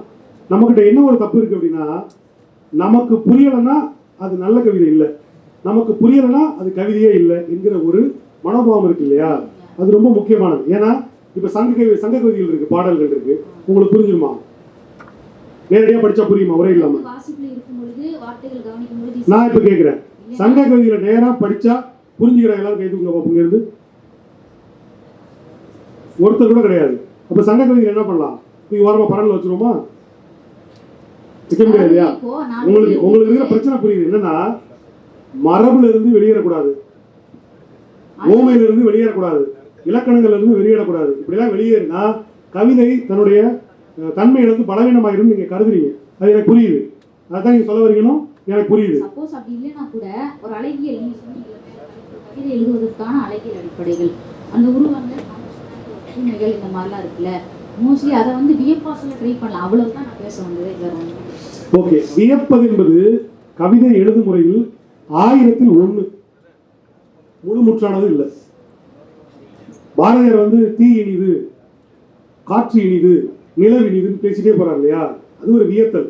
அது பாரதியார் கவிதையில ஒரு கவிதை தான். எத்தனை கோடி இன்பம் வைத்தா இறைவா ஒரு கவிதை. எல்லா கவிதையிலும் வியந்துகிட்டே இல்லை. புரியுதா? ஓடி விளையாட பாப்பா விளையாட வியந்திருக்காரு அவரு? இல்ல இல்ல. வீணேடி நீ எனக்கு என்ன இருக்கு? கவிதை என்பது வியப்பதற்கு மட்டுமானது அல்ல. அது கோபப்படுறதுக்கு உள்ளது, சிந்தனைக்கு உள்ளது, கவலைக்குரியது, சந்தோஷப்படுதலுக்குரியது. மெய்ப்பாடுகள் நீங்க படிச்சிருப்பீங்கல்ல, தமிழ் மாணவி தானே நீங்க? மெய்ப்பாடுகள் எத்தனை மெய்ப்பாடுகள் இருக்கு மொத்தம்? நம்மகிட்ட 8 மெய்ப்பாடுகள் தானா? 8ஓட இன்னும் பெருக்க வேண்டிய எத்தனை இருக்கு? 4 பெருக்க எத்தனை வரும்? 32 மெய்ப்பாடுகள் இருக்கு. அப்ப கவிதைக்கு எத்தனை மெய்ப்பாடுகள், எத்தனை உணர்ச்சிகள் இருக்க முடியும்? நீங்க ஒரே உள்ள வியத்தல் என்பது 32ல் 1. கவிதைகள் தமிழ் மட்டும் போதுமா? நோட்ஸ் எடுத்துக்கிட்டா கவிதைக்கு அடிப்படையானது வியத்தல். அதாவது என்ன இல்ல சொல்லி முடிச்சாரு. பொருள் கொள்றது என்ன பிரச்சனை இருக்குன்னா, கவிஞர் ஆவதற்கு மிக அடிப்படையானது வியத்தல்னு சொன்னேன். அது ஏன்னா இந்த உலகத்தை பார்த்து, இங்க இருக்கிற இயற்கையை பார்த்து, எந்த காட்சியை பார்த்தும் வியப்பது என்பது ஒரு கவிஞனுக்கான அடிப்படை பண்புன்னு சொன்னேன். ஆனா அது மட்டுமே சொல்லல. புரியுதா? ஒரு உணர்ச்சி மட்டும் பத்தாது. இன்னொன்னு, புரிந்து கொள்வதற்காக கேட்பது என்பது வேறு, தன்னை நிரூபிப்பதற்காக அல்லது தன் கருத்து சரியானது என்பதற்காக வாதிடுவது வேறு. ஆனால் வாதிடுவது முக்கியம், நான் இல்லைன்னு சொல்ல. உங்களோட தொடர்ந்து மகிழ்ச்சியா வாதிடுறதுக்கு நான் விரும்புகிறேன். ஆனால் ரொம்ப தட்டையா புரிஞ்சுக்க கூடாது. கலை என்பது ரொம்ப மல்டிபிள் கோணம் கொண்டது. நீங்க ஒரு கலைடோஸ்கோப் பார்த்துருக்கீங்களா? 4 வளைய துண்டுகளை போட்டு அது மாறிக்கிட்டே இருக்கும். இப்போ நான் வாசித்த எந்த கவிதையுமே நான் சொன்ன பொருளோட முடிஞ்சு போகிறது கிடையாது. ஒரு கவிதை 18 வயசுல ஒரு பொருள் தரும், 20 வயசுல ஒரு பொருள் தரும், 40 வயசுல ஒரு பொருள் தரும், 60 வயசுல ஒரு பொருள் தரும். கவிதை வந்து ஃபிக்ஸ்டு பொருள் கிடையாது. அதனால கவிதையை ரொம்ப தாராளமாக அணுகுங்க. முதல்ல மனம் தளர்ந்து முதல்ல கவிதையில் அணுகுங்க. நவீன கவிதைகள் மீது உங்களுக்கு ஒரு ஓவம் இருக்கு. அதுக்கு நான் ஒரு சிம்பிளாக ஒன்று சொல்கிறேன். முதல்ல நீங்கள் ஃப்ரீ ஆகிடுங்க. கவிதையில தண்டிக்கணும்னோ இது சரியா தப்பாங்கிற நோக்கத்தோடு வாசிக்காம அது பிளைனாக முதல்ல அனுமதிங்க. உங்கள் வாழ்க்கைக்குள்ள ஒரு நவீன கவிதை சிம்பிளாக நுழைய அனுமதிங்க. அதுக்கு பாருங்க, அதோட பழகுங்க. நீங்கள் எடுத்த உடனே ஒரு முன்முடிவோடு இருக்கும்போது கவிதை மட்டும் இல்லை, மனிதர்கள் கூட நம்ம கூட வாழ முடியாது சொன்னா. புரியுதா? ஆனால் கவிதைகளை முதல்ல ஃப்ரீயாக உங்களுக்குள்ள எடுத்துக்கோங்க. ஓகே? இல்லை நீங்கள் சிறந்த கவிதைன்னு சொல்கிற கவிதை சொல்லுங்க. நீங்கள் தான் செல்லவை பாருங்க.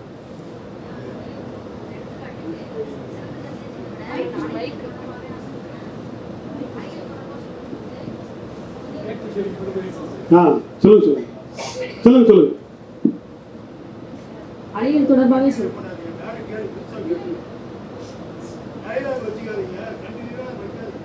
கேளுங்க கேளுங்க கேளுங்க கேளுங்க. சரி கேளுங்க கேளுங்க கேளுங்க. சரி வாங்கிட்டீங்க கேளுங்க, ஒன்றும் பிரச்சனை இல்லை. இந்த அலைகள் தொடர்பாக சொல்லும் பொழுது என்னன்னா, ஒரு பொண்ணு ரோட்ல விளையாண்டுட்டு இருக்கா, பருவம் இருக்கா, வயசு வந்துட்டா, உடம்புல சில மாற்றங்கள்லாம் இருக்கும். நொண்டி ஆடணும், விளையாடணும்னு ஆசைப்படுறா, நொண்டி ஆடணும். சுற்றி பசங்கள்லாம் இருக்காங்க, நிறைய பசங்க. ரோட்ல போறான் வரலாம் ஒரு மாதிரி பார்ப்பான், ஆனா விளையாடணும்னு ஆசை இருக்கு, விளையாட முடியாம நிற்கிறா. இதுதான் சூழல். இந்த இந்த இந்த சம்மந்தமா நான் ஒரு இடத்துல பார்த்தேன். இப்போ வந்து அவளுக்கு நொண்டி விளையாட வேண்டும் என்ற ஆசை அவ்வளவு இருந்தது. ஆனால் அவள் அங்கங்களை ரோட்டில் போறவர்கள் பார்ப்பார்கள் என்று அவள் அஞ்சுகிறாள். அவள் நொண்டி ஆடாமல் இருக்கிறாள். அங்கே அவள் கனவு சிதைக்கப்படுகிறது, அங்கே அவள் கனவு வரைக்கப்படுகிறது, அங்கே அவள் அவளா இல்லை. இப்படின்றது அந்த சூழலுக்கு ஏற்ற கவிதையா இருக்காதுன்னு நான் நினைக்கிறேன். ஏன்னா இது நவீன கவிதையில வரலாம், எனக்கு தெரியல.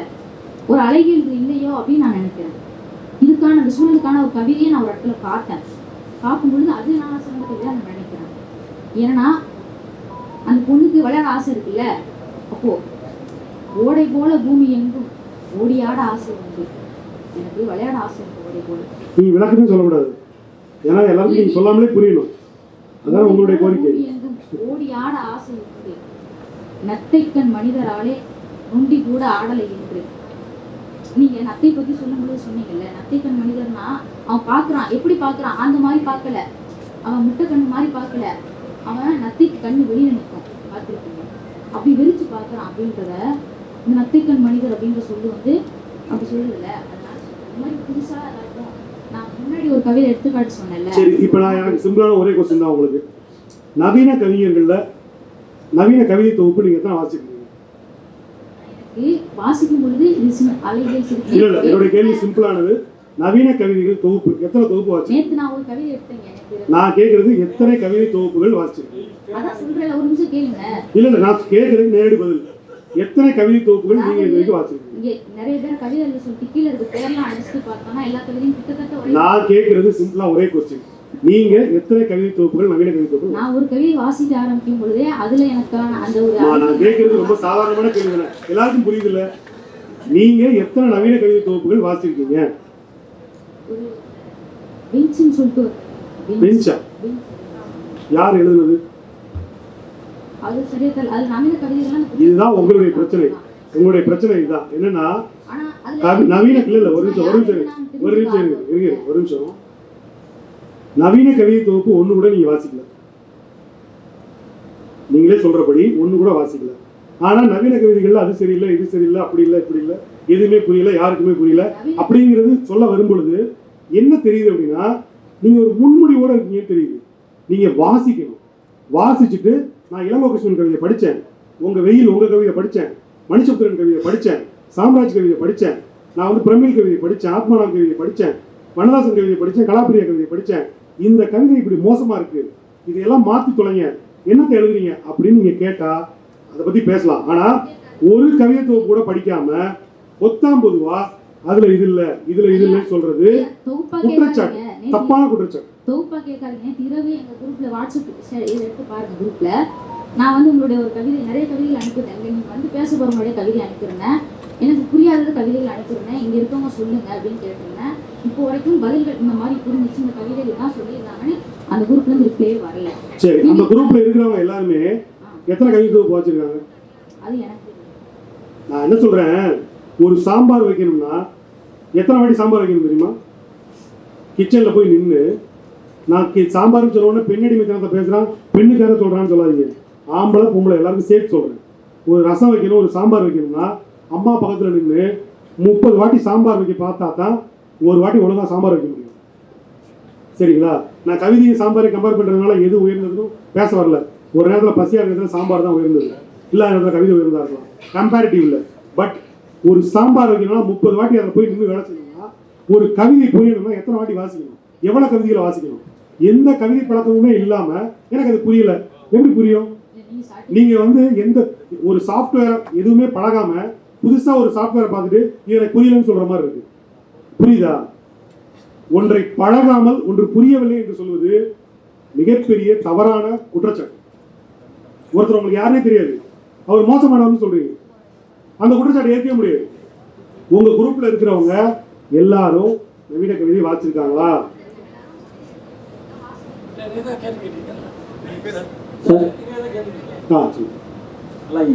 நல்லா இருக்கு, சூப்பரா இருக்கு.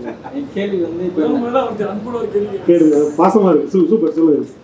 நண்பர் வந்து பாடலாசிரியர் பற்றியும் கவிஞர் பற்றியும் சொன்னாங்க. உங்களோட பார்வையில் நா. முத்துக்குமார் வந்து பாடலாசிரியர் கவிஞர்? அவரு முதல்ல புது கவிதைகள் எழுதினார். நவீன கவிதையினுடைய தன்மையும் சில கவிதைகள் அவர்கிட்ட உண்டு. தூர் மாதிரியான கவிதைகள்லாம் நவீன கவிதைகளை சேர்க்கலாங்க இடத்துக்கு வரக்கூடிய கவிதைகள் தான். அவர் எழுதின நிறைய திரைப்பட பாடல் இருக்கு இல்லையா, அதுல நிறைய நவீன கவிதைக்கான வரிகள் நிறைய ஒளிஞ்சிருக்கு. குறிப்பா நீங்க கட்டளை தமிழ் படத்தில் வரக்கூடிய பாடல்களோ அல்லது வந்து 7G ரெயின்போ காலனி படத்தில் இருக்கக்கூடிய வரிகளோ, நிறைய பாடல்கள் வந்து கவிதை தன்மையுடைய. எனக்கு தெரிஞ்சு சினிமா பாடல் எழுதுறவங்கள கவிதை வரிகளை அதிகமா பயன்படுத்துறவர்கள் நா. முத்துக்குமாரும் தாமரையும் மிக முக்கியமான ஆட்கள். நான் பார்க்கிறேன். நான் இப்போ இந்த தலைமுறையில் சொல்லிட்டு இருக்கேன், அவங்களாம் மாஸ்டர்ஸ். கண்ணதாசன் எல்லாம் வந்து நீங்க பூங்காற்று புதிதானது பாட்டு அப்படியே நீங்க உரையாடைய அது எழுதுனீங்கன்னா வசன கவிதை தான், அது நவீன கவிதை கூட தான். அதனால அப்படிலாம் நிறைய கவிதை இருக்கு.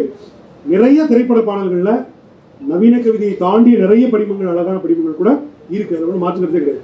ஏன்னா தமிழின் மிகச்சிறந்த கவிஞர்னு அறியப்படுற சிலர், ரொம்ப டாப் மோஸ்ட் கவிஞர்னு சொல்லப்படுற சிலர், ரொம்ப உணர்ச்சிகரமான தருணங்கள்ல வைரமுத்துடைய சில வரிகளை விதந்து மயங்கி அப்படியே என்ன சொல்றது உச்சி முகர்ந்து இருக்காங்க. புரியுதுங்களா? அப்படியே இருக்கு. இப்போ அனல் மேலே பனித்துளிங்கிற ஒரு வரி வந்து ஒரு மாடர்ன் போயிட்டினுடைய கவிஞர் முதல் வரியாக தான் அது ஸ்டார்ட் ஆகுது இல்லையா? யுகபாரதி இருக்காரு, அதே மாதிரி நிறைய கவிதை வரிகளை எழுத ஒருத்தர் இருக்கிறாரு. ஸோ நா. முத்துக்குமார் வந்து ஒரு மாடர்ன் போயிட்டா எழுதுறதுக்கான எல்லா தகுதியும் பெற்றவர் தான்.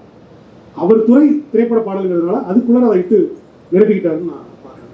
ஏன்னா இன்னும் ஓரிரவு பாடல்லாம் ஒரு கவிதை தன்மையில தான் இருக்கும், கட்டளை தமிழ் இருக்கக்கூடிய அந்த பாடல்கள்.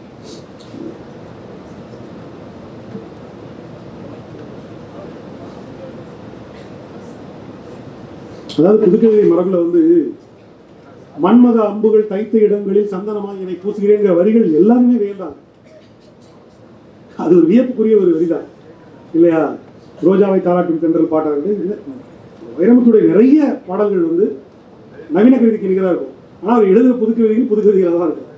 அது நவீன தன்மை வச்சிருக்காரு.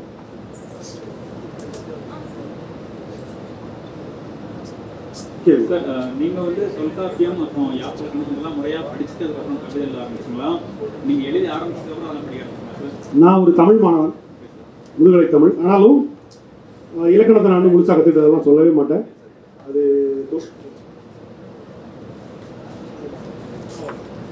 தொல்காப்பியம் இன்னும் நான் கற்றுக்கிட்டு இருக்கிறேன் ஒரு மாணவனா. அது என்ன திகைப்பிலேயே ஆழ்த்திட்டு இருக்கு, திகைப்பில் ஆழ்த்திட்டே இருக்கு, அச்சுறுத்திட்டே இருக்கு, பயமுறுத்திட்டே இருக்கு. இன்னும் கற்றுக்கிட்டே தான் இருக்கு. அதை கற்றுக்கிட்டலாம், நான் முழுசாக கற்றுக்கலாம் வரல சார். அப்போ இந்த கட்டடலானது கற்பனை ராஜ்யம் கட்டி முடிந்ததடா, அதில் கட்டில் அமைந்ததடா, சட்டங்கள் தருமங்கள் ஏதுமில்லை, இன்னும் சக்கரம் சுற்றதடா, அதில் நான் சக்கரவர்த்தியடா. இது வந்து சிவாஜி கணேசன் படத்தில் கண்ணதாசன் எழுதின ஒரு பாட்டு. இது கவிதையா இல்லை பாடல் வரியா சார்? ஏன்னா வைரமுத்து சார் வந்து ஒரு இடத்துல வந்து கவிதை அப்படின்னு சொல்லியிருப்பாரு. இல்லை, அதான் சொல்றேன்ல, நாம் வந்து இப்போ நான் சொன்னேன் பூங்காற்று புதிதான பாட்டு வந்து கவிதையா சொல்லலாம் அப்படின்னு சொன்னேன். ஏன் சொன்னேன் அப்படின்னா அதுக்குள்ள இசை ஆகாட்டலும் அது கவிதையா மாறுறதுக்கான தன்மையை கொண்டிருக்கும். இப்போ நதி எங்கு செல்லும் கடல் தன்னை தேடி பொன்வண்டோடு மலர் தேடி என் வாழ்வில் நீ வந்தது விதியானால் நீ எங்கள் உயிரென்றோ அப்படின்றது. இது இளையராஜாவோட டியூனுக்குள்ள எல்லாத்திலும் அது போயிட்டோட தன்மையை பெற்றிருக்கு. முதல் 2 வரியும் சாதாரண ஓமை தானா கூட கடைசியா வர்ற என் வாழ்வில் நீ வந்தது விதியானால் நீ எந்தன் உயிரென்றோ அப்படிங்கிற இடம் கச்சிதமா ஒரு போயிட்ரி பாருங்க. அதனால நான் போயிட்ரின்னு சொல்றேன் இல்லையா? உந்திமலை பொழிகிறது ஒவ்வொரு துளியிலும் உன்முகம் தெரிகிறது. இதை நீங்க மியூசிக் இல்லாம வச்சாலும் அது போயிட்ரி தன்மையோட கொண்டு இருக்கும். இப்போ கட்டாளகானது ஒரு கற்பனை ராஜ்யங்கிறது அது பாடல் தன்மையோட இருக்கு. ஏன் அப்படி பாடல் தன்மையோட இருக்கு அப்படின்னா அதுக்குள்ள ஒரு சந்தம் வந்து பாடுவதற்கான சந்தமாவே அதுக்குள்ள இருக்கு. அதனால பாடல்னு சொல்லலாம் அப்படின்னு எனக்கு தோணுது. ஏன்னா கட்டழகானது ஒரு கற்பனை ராஜ்யம் கட்டி முடிந்ததடா, அதில் கட்டி அமைந்ததடா, அந்த யாப்பு இருக்குல்ல, அது வந்து உங்களுக்கு வந்து கச்சிதமா இசைமைக்கே உள்ளது. வீணையடி நீ எனக்கு மேலும் விரல் நான் உனக்கு. இது இசைமை இல்லாட்டிலும் கவிதையா இருக்கு. வீணையடி நீ எனக்கு இப்படி போயிட்டு வரலாம். அது இன்னும் நல்லா இருக்கும். ஆனா மியூசிக் இல்லாட்டிலுமே அது போயிட்டே இருக்கு. ஸோ நான் என்ன கருதுறேன், ஒரு ஒரு ஒரு அது அது இசைக்குள்ள கொண்டு போகிறது கூட அது போயிட்டே இருந்தால் போயிட்டே எனக்கு படுதுன்னா ஓகே. யார் அந்த நிலவு பாட்டா கேட்கும்போது சாதாரணமாக கேட்கும்போது யார் அந்த நிலவு ஏன் இந்த கனவு, இது எனக்கு வந்து ஒரு கவிதையாக தான் தோணுது. நீங்கள் ஈரவெளி காவியங்கள் ஒரு படம் இருக்குது தெரியுமா? ஈரவெளி காவியங்கள் அதில் உள்ள எல்லா பாட்டுமே ரொம்ப ரொம்ப சூப்பராக இருக்கும்.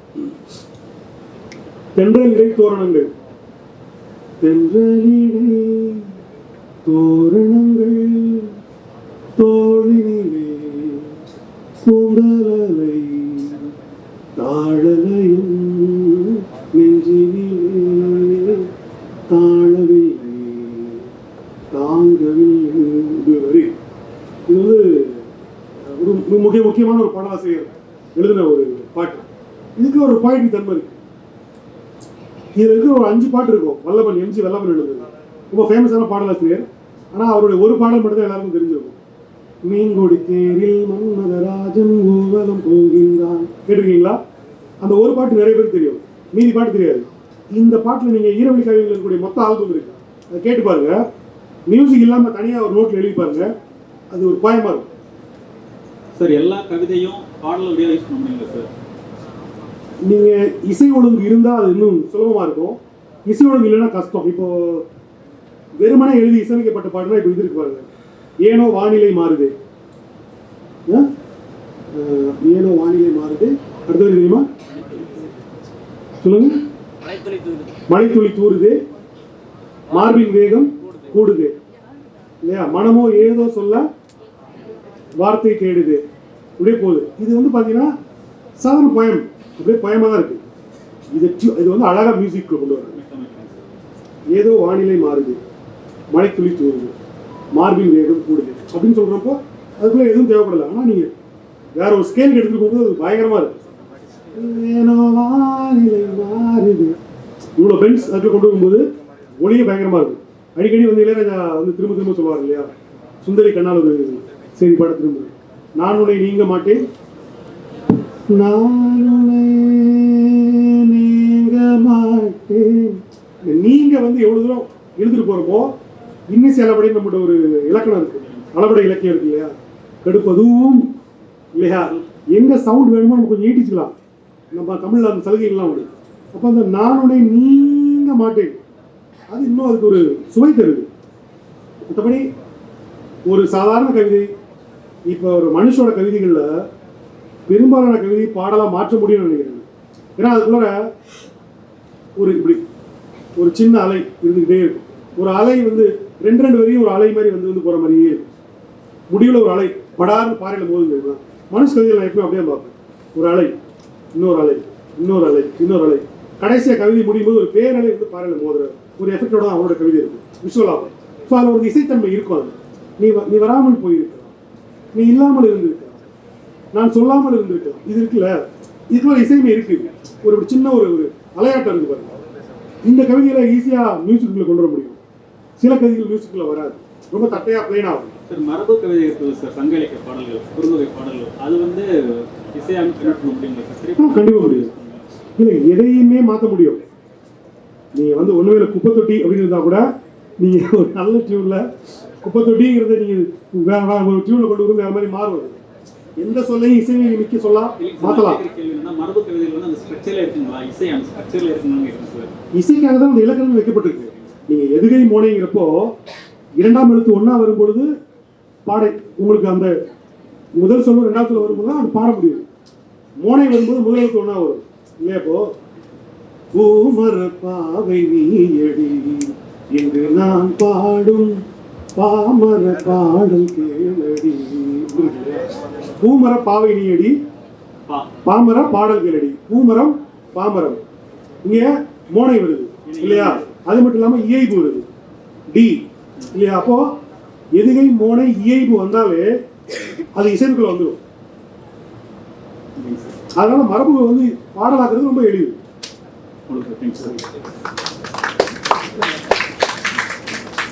வேற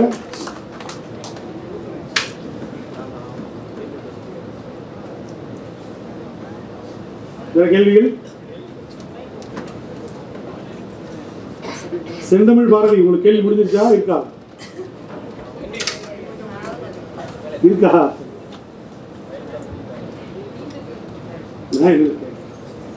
நம்ம கேட்க விடாம பண்ணிட்டாங்கன்னு சொல்லிடக்கூடாது. இல்லைம்மா, நீங்கள் கேட்குறதுலாம் சரிதான், உங்களுடைய ஆர்வம் இப்படி தான் இருக்கணும், ஒன்றும் தப்பு கிடையாது, சரியா? உரையாடுங்கள். ஆனால் என்னுடைய ஒரே கோரிக்கை உங்களுக்கு மட்டும் கிடையாது, எல்லாருமே வாசிக்கணும். இப்போ நான் கவிதை எழுத வர்றதுக்கு முன்பு ஒரு 100 கவிதை தொகுப்பாவது வாசிக்கணும்ல, அதான முறை. அப்போ தான் ஓகே, இந்த உலகம் இப்படி இருக்குங்கிறது புரிய வரும். நாம் எந்த களத்தில் போய் எந்த மேடையில் போய் நம்ம ஆட போகிறோமோ அந்த மேடையை களத்தையும் நம்ம கொஞ்சம் தெரிஞ்சு வச்சுருக்கிறது அவசியமானது.